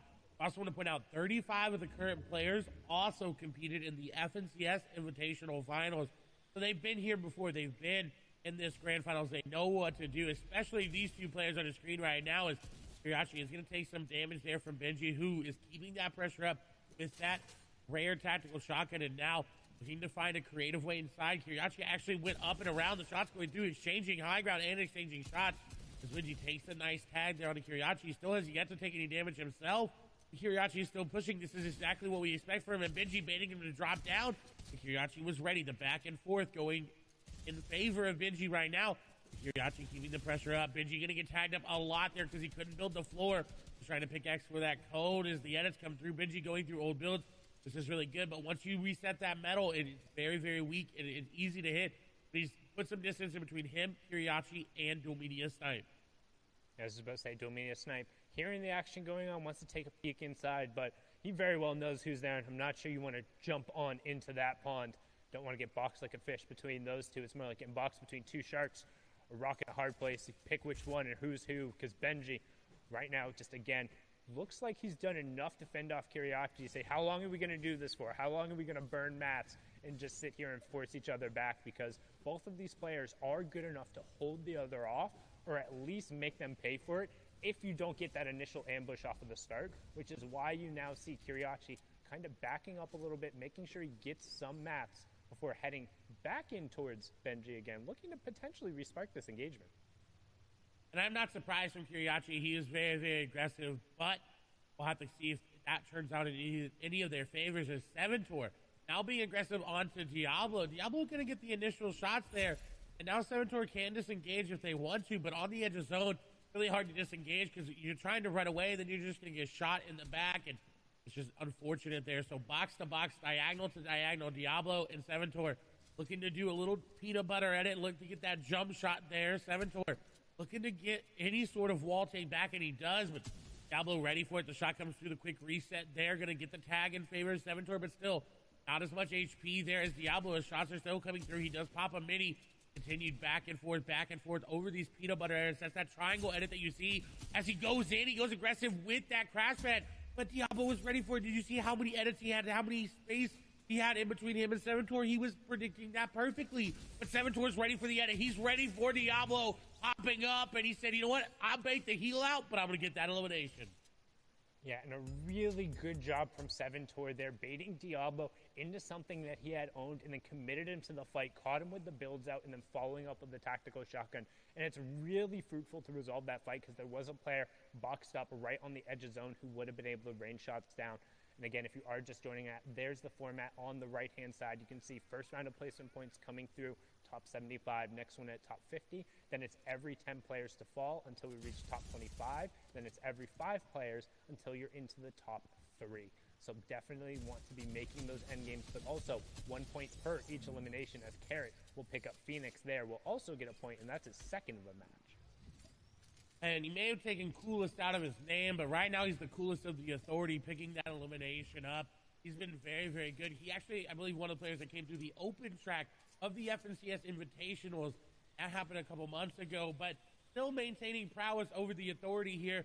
He was here back when it was the agency, so dominant performance from Carrot. He's also got the zone there as well. You see him already building up and refarming.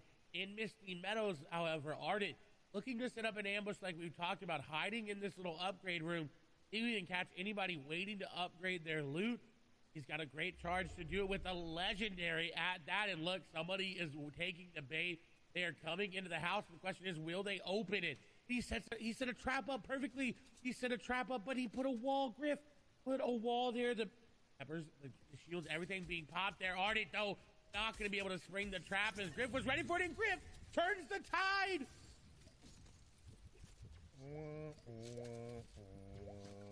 Sometimes you set the trap and the bait, but turns out you are the bait and you don't reel in what you want. That's what we talked about. He was looking for a slurp fish and instead pulled one of the Luke Sharks there. Griff turning it around after a rough game number 2, getting eliminated pretty much basically off drop. Ardit trying to spring a little bit of an ambush there, but instead going down. So good job on Griff, who we saw also had a very, very, very impressive run in order to make the qualifier here, but now on board with E11's Tayson, a player who we saw be super successful in the heats yesterday. The problem is he hasn't necessarily really converted it today. We've consistently seen him towards the top. He was actually 7th coming in, so not doing too bad today, but probably also a little bit outside in terms of the placement that he would be wanting, averaging a top 27 placement and 5 elims total across the 2 games. And I think that may be due to the amount of loot that he's getting. He isn't steamy with 3 or 2 other players. It's really, really hard to find all that loot. And you see it in his inventory right now. He does have crash pads, but that common AR is not going to net you a lot of eliminations. He's going to have to find a way to upgrade that, whether that be through an impact elimination or finding one naturally, as it seems like this is the open side of zone, and that meaning there's not that many people all around him. He's got a little space to work with there. Someone who doesn't have that much space is there's a lot of players nearby. Bad sniper. He does have 15 points, a decent first couple of games, but not where he wants to be. There is a player nearby. He's got to be careful with the sniper, and if you don't have it, he's going to turn the beams back onto him, but not going to hit it. He is only 22 above Storm Surge, and that is nowhere near safe, as you see it already ticking down to 19. Yeah, and that Storm Surge threshold on the right side of your screen there. The number for zone number 3 is 70, so currently 17 players have to go down. Bad Sniper will be starting to look for tags here, but also doesn't necessarily want to overbuild himself too much because he doesn't have a ton of materials and he is out in the open. So if he has a lot of players who opt to end up spamming towards him, it can be difficult. And he's not in the safe zone yet, and now only 4 above. You talked about how kind of that threshold just keeps on ticking. So he's trying to trade some tags out, get himself above. We have Ovation Arion and Smudge closing in on him, as well as 2 players already in the zone and coming back, and this is going to be key. And he got it! Huge tags and the Elim coming on to Meta Shrimsy. Super unfortunate, using the crash pads desperately trying to get in zone, but even with those tags, only 62 above. And you can tell he's not happy with it. He's already looking to move into zone and set up for another couple tags because he's going to need it. The 62 above just turned to 60 above, and then it's going to turn to 52 above. And you're going to start trickling down that leaderboard as everybody near you looks to get eliminations. But Bad Sniper maybe looking to set up an ambush here onto Kezix. Will be a snipe nearby Skype there, as well as a sniper shot is going to ring there. Not actually going to connect onto anybody, but Snipe looking to be aggressive on his tags. Again, is above Storm Surge, but not by much, as we see Lecce take down the premises limit there. Snipe, though, has a very good position in zone. He can rotate to his right or his northeast there to really make a play on that side of zone. His shots are going to come through. He heard that sniper shot come through, and that player got tagged up by everybody, and Ovation's Arion is going to fall down. To a single shot going through there, and we talk about it, you miss 100% of the shots you don't take, and it's sometimes worth just throwing the AR bullets over, both for Storm Surge tags, but you might get a little bit of that RNG on your side and pick up the elimination. Somebody else did most of the work, the hunting rifle shot coming through, but he'll be the benefactor there as Kinzel now is going to put some pressure here onto Flopper Michael. Again, a number of players still under that Storm Surge tag, so you can expect the passive players to push through. Storm Surge will impact the players who have done the least amount of damage to opponents, but Flopper Michael punishing Kinzel there, who was under that pressure, as 4 more players will need to go down before it turns off. Controller 007 picks up Maestro. Gambit's Moaka also goes down, but you can see Flopper Michael also under pressure here. He was the player who had the brilliant crash pad play yesterday. Can he set up another one here and end up converting, as now we're going to swing on over to Anas, get a nice little replay, see what's going on here. Chaining the crash pads, landing directly on top of the player and catching him over on the side. Spen, what are you doing?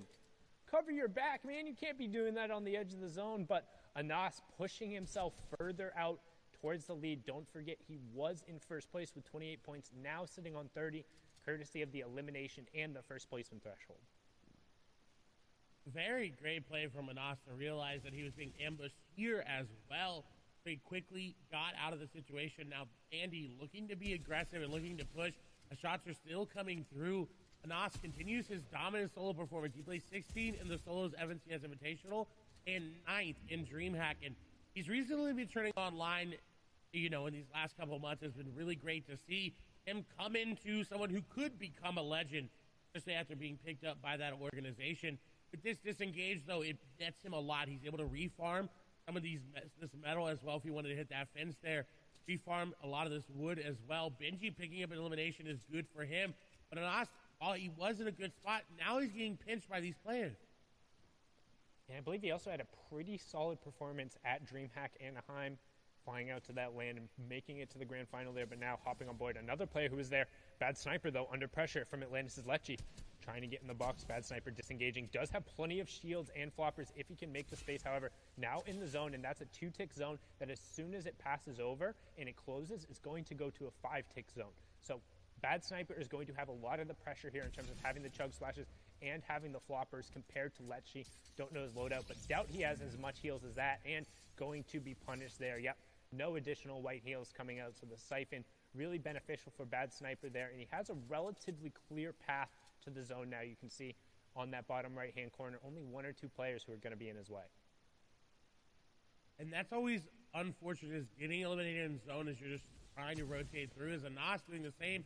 He's got white heals, but it's only in bandages, and he is popping them this time, but he's got to be careful. This elimination will net him so much. It'll give them loot, and if that player has any white heals as well, it'll be so good. As Andy is staying more healthy than Anas, the zone, once it closes, like you said, 5-tick, and now it goes down. Shots are going through between each other, and Andy's got that flopper. He's going to be able just to outlive Anas here unless Anas makes a play, but no, Anas going down, and that's number 1 out of the game. Anas being taken out there, the pressure from the storm, the 5-tick zone.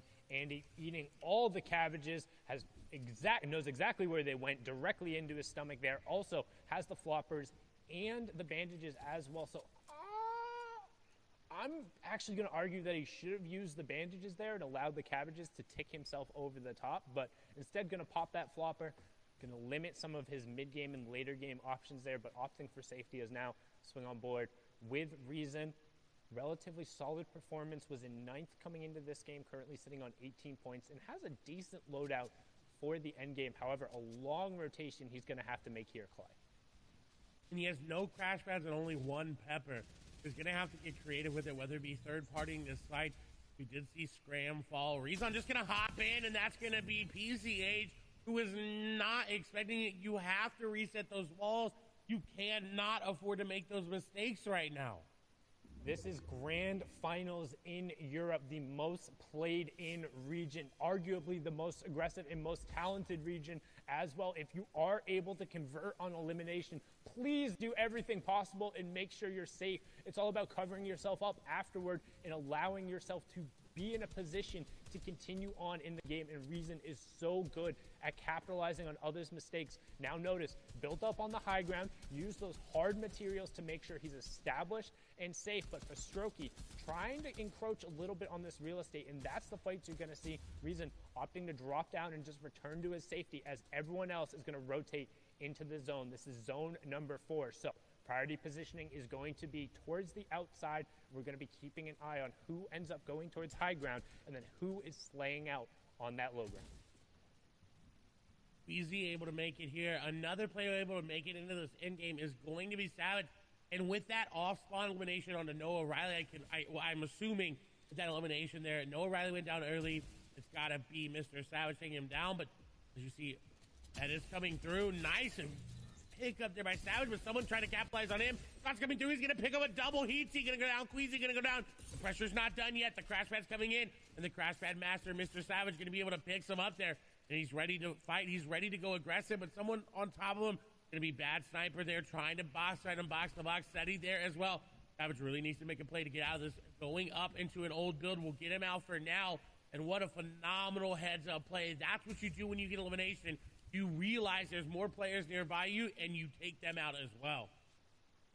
And Exqueezy picking up an elim there. I believe that was on the Keelix, but we have our top 50, so Storm Surge turning back off. Second placement point going over. And don't forget, this is game number 3, so we're about to be at the midway point. This is a fantastic opportunity with a NOS down for somebody else to unseat him and become that front runner. And we talk so much about momentum and whether or not you can hang on and whether or not you can get running. And Froggy, a player who thrives on momentum, finding a key elim there on the backside of the zone, using the launch pad, then getting in on the priority. Half in, half out, now closing in. After this, it will be all moving zones. So it's all about making sure you're safe, finding rotations, figuring out whether or not you're able to get to that next zone, and then trying to punish players around you who aren't doing it as good as you.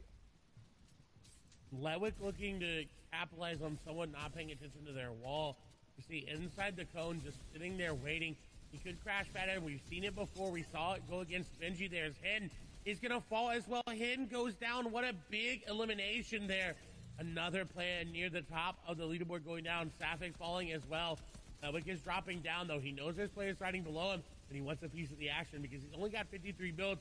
He definitely needs to find something. His ammo lacking as well. 5 shots with that charge shotgun is going to go through in an instant in this end game, so he has to pick up an elimination. He also does not have priority on rotation as it's pulling away from him. Or Crash Pads in his inventory will allow him to rotate, but not as effectively as some of these other players, and he set this trap. He's waiting for this player to just make the wrong edit and go out, but I doubt that they're going to fall for it. Well, he's waiting. He does have priority on the zone. There's a player right next to his box. I wasn't sure if that player was on the cone. He finds the 83 tag and then follows up right away. ADN going down in 41st, misses the placement point, so a huge pick going right there. Mr. Savage still in the lobby as well. We're into the moving circles. That's the late game. You're going to start seeing players burning utility, using all their builds, just trying to get to that next safe zone and avoid fire from their opponents. But you also have to watch out for those sharks and those aggressive players, the playmakers, and the ones who are going to be the ones driving the action as we're on board here with Dual Media Snipe currently below the threshold for the Storm Surge, but that should turn off shortly here. Only 7 players need to fall. Dual Media Snipe will add into it right now, pushing himself above by taking out Griff and potentially finding a nice little upgrade there in terms of his, yep, he will get the legendary shotgun in there as well. And we're closing in on top 30 as 7-Tor picks up Nate. And with Snipe's inventory, he had 7 crash pads. This is what you want in this meta. You want to have as many crash pads as you can. As bad Sniper is going to be caught trying to take a shield. Mongo's in this game. Xweez is in this game. Lewick is in this game as well. We have yet to see Savage go down. Flo is in this game here. Rifla as well. 2 eliminations, 79 builds. We'll see if he's going to be able to get any more. Deceptos is also still up. We saw him there on the wide. That was the player who was in 3rd. He should be able to push up as every 5 players will be a placement point. Reason gets ticked over by Frenzy Fishy. Orange takes out Cartoon. 7-Tor gets Sebi, closing in on top 20. That's another point going over as now Rifla looking to add his name to that list of the Become Legends players pushing their way up the leaderboard. But Deceptos picks up Wanloss and Savage picks up Z Andy. So still a who's who of top players left, but that's everyone in the lobby as Thomas HC gets another one. Mongrel picks up an Elam and Rifla ends Mr. X's run. Skype also getting orange. 2 more players will need to drop before we close in on that top 10 as 7-Tor also gets Mongrel. But the question is, who's on the high ground and is there caddy loot? And right as I say that, Thomas HD with that mythic shockwave launcher. Can we make it? 3 out of 3. Rifla though, bottom right hand corner of your screen. Dual Media Snipe, top right hand. 5 Elams for Snipe, 3 for Rifla. Thomas on the high ground and the wide on your left. And Thomas using it so well, but Rifla is doing just as well as he's being aggressive there on to players of leave. That's going to be a squeeze in the box as he is going to get the elimination there. Thomas may have the high ground right now, but Rifla is putting on a show. Snipe as well, 5 eliminations, but we're going to get taken down there by Vadil. I'm going to take down another one as they're going up the mountain. He's reloading that shotgun because he's going to need it as Crash Pad's going through. 6 eliminations there for him, 4 for Rifla in the bottom right. Thomas still on the high ground. We're going up a mountain. Keen needs to get up. So does Skype, very low HP. Skype's out of builds as well. He's more likely going to take over to the zone as well as Keen. Rifla, very, very healthy. Crash Pad up for high ground. Thomas HD going to take it for now. Dual Media Snipe, though, being aggressive. He's going for it. He does not secure it. Thomas HD in zone, not as healthy as Dual Media Snipe now. Rifla with the RPG, trying to throw it down. Shots coming up through. Chaos. Payne going to go down. Skype going to be the one to do it, so he stayed on through the mountain. The HP wasn't enough, but Snipe with 6 eliminations, player right on the edge of his box. He's going to take down Skype, and now Snipe versus Thomas versus Rifla. There's RPG's going to go through. You may have Kid Shockwave Launcher, but I've got a shotgun for you, says Rifla, as he takes him down. 5 eliminations. Rifla versus Dual Media Snipe on the low ground. RPG get Shockwave Launcher as well. He's got too many things to reload. Will it be enough? Will he be able to do it? Do we need to snipe in a bad spot, though? Does he have floppers? Does he have anything to make it work? Does he have any builds? Shots go through. Does that build dropping down? Shockwave's not going to be a factor here. RPG going to be used. Rifle concerned on only using that. And I think this may be the key to picking up the victory royale. A lot of builds remaining here for him. This is the game. Snipe is running out. RPG going down. That should be the shot, and it is. He gets the tag, drops down, comes through, and shotgun for the victory royale. And brilliant decision from Rifle, opting to use the actual rocket launcher instead of that mythic shockwave launcher because the zone pulled back over old builds. He needed to destroy them. If you're covered, you're not going to be able to get through. So rather than wasting the rocket ammo, uses the destructive potential, secures the victory royale, and he says to his org mates, it's not about you right now, it's about me. All sees this opportunity. 3 games down, 3 games left. Zeke, Bala, Shio, please let us know what's going on because this is so tense at the top. This is absurd. It is absolutely tense at the top. I mean, EU is firing on all cylinders today, and it is an all-out battle at the top. We have to take a look at the standings. Now, we know coming into this game, Anas was holding that number 1 spot. But the question becomes, how many points has he racked up in that last game? And does he still hold that number 1 spot? I think it's going to be a dead heat at the top. I mean, it's neck and neck for so many different people because we've seen this kind of bounce all around. Everybody wants to be involved in this race. And Deceptos is the one who's all the way in the lead in first place, 32 points, 9 eliminations, and he's playing so well that he doesn't even need a victory royale. No, he doesn't. Not at all. Flois is up there. He kind of had that first moment, that game 1 win. Anas will clap back. And then Rifle, it's kind of in order there. But all the players who won the games are literally tied up at 30 points. It's all about elims. There's even a further tie for Anas and Rifle. Yeah, things are going so fast, even past that, from 6th to 10th. Rezon is still holding on to his spot. Froggy, who was 2nd, is now in 9th. But Thomas HD, Letwick, these legend status names are just doing everything they can. It is not enough to keep up with the top 5. And Rifle is showing he belongs in that top 10, right? Coming off his first game, an 11th place with his 2 eliminations. Second game, 73rd place. And now the victory out with 6 eliminations. These are the swings we need to see if people want that number 1 spot. And there are swings happening. There might not all be seen because you can see it. Vidil in 19th place. He just had a very significant game. Look at the elims for him. He's actually tied up with those players up at the top of the leaderboards in terms of elims. He just needs to convert on some of these other games to make it really count. Yeah, everyone past the top 10 are still hungry, and if they can't make these end games, just look at the elims for everyone. Carrot, Squeeze, AR Baffo, they're past 5. They're fighting in that mid game, in the early game, doing whatever they can to get points and stay relevant after game 3 in this competition. Guys, we are off to the races. We are halfway through this sprint, and we can see the finish line there. The question is, who will cross first? The blocks are off. The starting blocks are completely off. These guys are off to the races, like you said. And we're kind of trying to see who's going to catch up when we get to the finish line. We're basically halfway there. And at this point, just trying to extend the lead until we get towards those final games and start dashing towards the win. You got to pace yourself, though, right? We've seen it in end games. We've seen it on the leaderboards. These guys who are coming up on top to start with are now not being able to hold on to the first place slot. And it's about first place, Zeke. Man, there's only one Axe of Champions to go around. I mean, there's a lot of stuff, as you mentioned, Bob, that we did miss out of this last game. You got to break it down for us, man. That we do. There are so many things for these guys doing. It's kind of a freestyle on some attempts. Snipe for him. Long range charge shotgun shots on players like Bad Sniper who started the day off so strong, but Snipe will start to rise. And there's another one. He's just looking through these small peak boxes, just the space in the end game to build up the box and get more of these. Every time you look out, there's so many people fighting to try to stay alive. Yeah, you mentioned Vidil, who was very much alive in that last game, getting a record amount of 5 eliminations so far in his run in these grand finals. After that, still looking for more for everyone who was in this foot race. It was intense. They wanted to have a leg in the competition.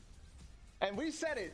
things that were missed. 7 Tor goes off on a spree, back-to-back-to-back elims, and he does it so well. There are so many people here in his lane, but for most of them, it's a false start in this endgame.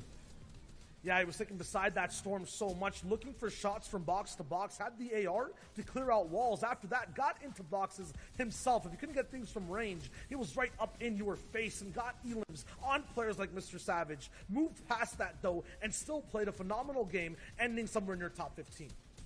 But there's no signs of anybody lapping anyone else, except for maybe the Become Legends guys. There's so many of these names starting to push up towards the top, and look at that back-to-back. 2 players looking to lobby focus on the same person, and it works out for one, but then the player who he actually had taken a little bit from ends up getting put down. That was Snazy too. Yeah, it was a rough run for Rifle here. Just look at all the things he had to overcome. Box to box while getting third party, still got the elimination down, got to hold down the wall, and the coolest RPG shot after this awesome elimination on the Thomas HD I've ever seen. Clay was saying it was hard to actually get to this reloads down, get these power weapons situated, but he shoots an RPG, catches himself with a waterfall, and then connects with a drop down charge pump. What a play. What a shot at the end. That is ridiculous. We've seen that a number of times from the Caddy launcher players. Kit Shockwave launcher so good, but in that case, he doesn't opt to use it at all, just relies on his pure instincts. Dude, that's all it takes sometimes. Sundown likes to say it best. Some days you just have to make sure you can hit your shots better than someone else. And for Rifle, that's what we're seeing. He's like, hey, big time to make the moves. It's happening now. Now, guys, as the competition does heat up, we need to cool down. We have 3 games left before we make an FNCS champion. But with that being said, we're going to step away. When we return, we'll have the conclusion from Europe. See you guys in 5.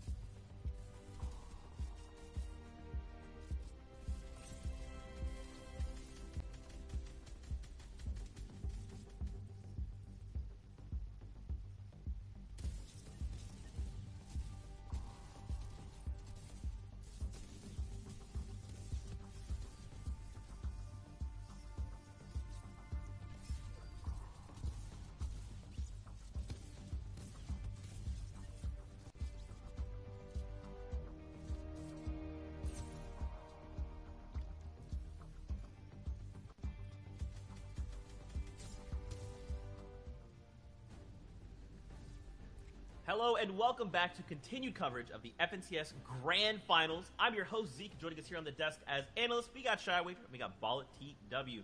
Gentlemen, we are halfway through the leg of this race, and these last 3 games are going to dictate who walks away as an FNCS champion. We're just going to get back into it because we have games on deck, so we're sending it back over to our casters, Sundown and Clay Sailing, to get us into the action. Take it away, boys. Thank you so much, Zeke, Shio, and Bala, and welcome back, everyone. This is game number 4 of the EU FNCS Finals. 3 games have been down, and we're also jumping a little bit into this one so we can stay up to date. Clay, what do you think of the action so far? It has been tense, and it is going to be a nail-biter coming into this game. As we saw, the top is only separated by a few points, and there was a 3-way tie there. The third, of course, it all breaks down based on tiebreakers, but our Victory Royale winners are in 2nd, 3rd, and 4th. As Deceptos is in 1st with no Victory Royales. We're hopping on board here first, though, with Thomas HG. He was able to get Shockwave Launcher and that Mythic Charge Shotgun in the inventory. Will he go aggressive in the mid-game, though, however, is the question. And that's what he's looking for right now. We talked about just how valuable that mythic loot is coming out of Caddy. He also has all of the excess shields and the guaranteed launch pad that comes from the vault, but you still have to execute on the rotation because while it is super valuable, everyone and their mother and their grandmother and probably their 3rd and 2nd cousins and that one person you talked to in 3rd grade the one time as you were at the water fountain, they all want this mythic loot. It is so strong, particularly in solos when it comes to maintaining high ground control in the end game, which allows you to convert at a much higher percentage at actually closing out the game. And Thomas is no stranger to doing that. We've seen him do it before many, many times, but today, winless on the day. There's still 3 more games for him to get this win, but getting tagged up in this early portion of the game is hard for you and for your loot because you have to invest time, you have to invest mats and those shields to use it there.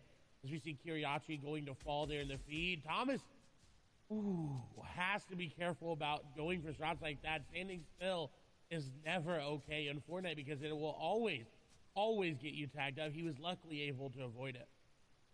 And Thomas HD knows all about that, known for being one of the best and most accurate players in Europe, particularly with those hunting rifles and sniper rifles, and able to punish the players looking to throw those shots in there and to rack up damage for Storm Surge. That's what we talk about when it's all about the tags going through there. But now we're going to take a look at a quick little replay here there as Flois will be able to pick up an elim as he's going through here, but then I believe he fell right after that. And landing in a different spot than he was normally, as he does end up falling to SD. He, in the gas station, has been changing up loot spots every single game today, and it doesn't seem to be working out after his great performance in that first game. And Wolfie is actually also going down to himself there, which to me indicates he probably might have tried to RPG too close there. Wasn't a storm signal going off, so he will be taken out, and we saw him go down early last game as well. Rifle actually going to yoink that elimination away there. As you can see, Thomas trying to close in, get as much pressure here. Rifle did close out that last game, so getting another elimination there. Really good job on Thomas, using that shockwave horizontally, closing the distance onto passive, and give him a little donkey laugh and then take the L. If you're in Party Royale Island right now, you got that combo? Can you hit that combo real quick? Give him the donkey laugh into the L with a quick little dab, and then back into the L. Show him what you got. Show Thomas HD some love, because that was a well-executed play there. He's going to look to continue to roll with that loot into the finals. And while Thomas is dancing, Mongrel falls on the other side of the map as well.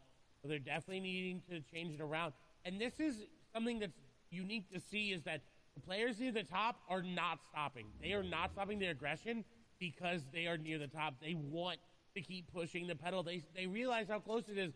They say, you know what? If you're going to catch me, you need to go just as aggressive as I am, if not better. Deceptos is looking for a snipe, almost hits it, and he barely even saw that player. Would have been one to definitely put in the montage and the highlight reel He's got to be careful. There's a player nearby, and he needed those tags because he is below Storm Surge. 24 below, 27 below, so it's going to continue to drop. You can see 77 players left. Once the storm does close in, that Storm Surge will come into play. Don't forget that is 25 damage every 10 seconds, and with only the 3 minis, that's very rapidly going to pick through, but he should have an opportunity here. There's multiple players rotating in front of him. Still 5 below after that 32 tag, so not quite enough, but might have a nice little ambush opportunity, especially with those 3 crash pads here. However, he needs to be careful as there's 2 players here, and I think one of the players has to be below Storm Surge because they're in the zone and still pressing really aggressively. And a nice heads-up tag there by Deceptos to get another tag for that Storm Surge. He's hopping the box. He's done with it. He says, you know what? I don't want to wait anymore. I want that tag. And with that elimination, he secures himself a placement point as well as the elim point going into that top 75 placement threshold. Yeah, and a good job. So huge impact elimination there. We talk about tags, which is when you're just trying to land shots for some damage, not necessarily looking to convert, but a massive conversion, which ends up being 2 points because the placement swing puts him well above the Storm Surge threshold. So their number 1 place, not going to be threatened by that, going to get a relatively easy transition into the mid game after getting the resources from that elimination. But now on board with Boffo here, slightly off of the top 15 pace in terms of 20 points, but more than capable of picking himself back up, and he is well above that Storm Surge threshold now. And oh my lord, the legendary pistol going to work. Ovations Arion going down there, and we've talked about just how strong that weapon can be and why these competitive and top players are opting to pick it up. It's because in the most recent season, all of those assault rifles have had their headshot multipliers change to be 1.5. The pistols, on the other hand, still have a 2.0 headshot multiplier, which means due to the higher rate of fire, if you're able to be accurate and find 1 or 2 headshots like you saw in that situation, you can convert into eliminations on a really consistent basis, and sometimes even better with the AR. But now, back on board here with Thomas, and the reason we're watching him is we're checking that loadout. He's the one with Kit's Mythic Loot, has the launch pad, and we've seen just how destructive it can be in all of these late game scenarios. And Thomas has been mastering it so far, but he does get tagged up again. This is not good for Thomas. He's got the Shockwave launcher. He's got a lot of builds, but he's running out of heals as he's going to get a nice beam, and we'll see him Shockwave here momentarily. No, decides not to. As Carrot seems like he ran out of mats or was just in a bad situation, and Thomas capitalized yet again. And we've seen this in the first game. We saw him get mid-game elims. But this is the first time he's been able to actually get an elim and get the loot that comes with it. So that's going to be really good and really scary for these competitors. Because if he's able to pick up any minis or floppers there, he's in a good spot. Someone, however, not in a good spot is Arden, as Hin takes him down very, very low. Arden's going to have to make a play, but there's no play to be made there from him. Yeah, and the storm was on his back, forcing him to rotate through. Hen also good job dropping down, picking up whatever he could get there, because you notice not a ton of materials coming over just below the elimination counter to the right of his name. You can see the total number of builds he has available as it does start ticking down. So only about a third of the maximum available, because when you're in the competitive mode, there is a mat cap. It's not 999 metal, 999 wood, 999 brick. No, you can only carry 500 of each, which ends up equating to 150 total builds. Is now we're going to switch on over to an initial replay here of Hen putting pressure down towards the fight and getting kind of this first damage onto Ardit, and it's just like a really good job making sure he's closing this out. And you can see, because the storm is pressing up on the back and Ardit doesn't have the supplies or anything to really get past Hen, he's just forced to go, and Hen faking that he had rotated and then turning around, a really good job picking up that elimination. As now we're going to hop back on board with our current leader, Gamers Origin Deceptos. And where the Holly hedges, that's really good for players like Rezon, who have not had to move this entire game as it's coming to a close here. He's got a good position in zone as well, as we see a lot of players go down. Storm Surge will be a factor in this next zone as it starts to close. We only need 10 players, however. A little bit less of the players alive, as this was a harder rotate for some players to make. Deceptos, however, is in first, is not slowing down at any moment in time.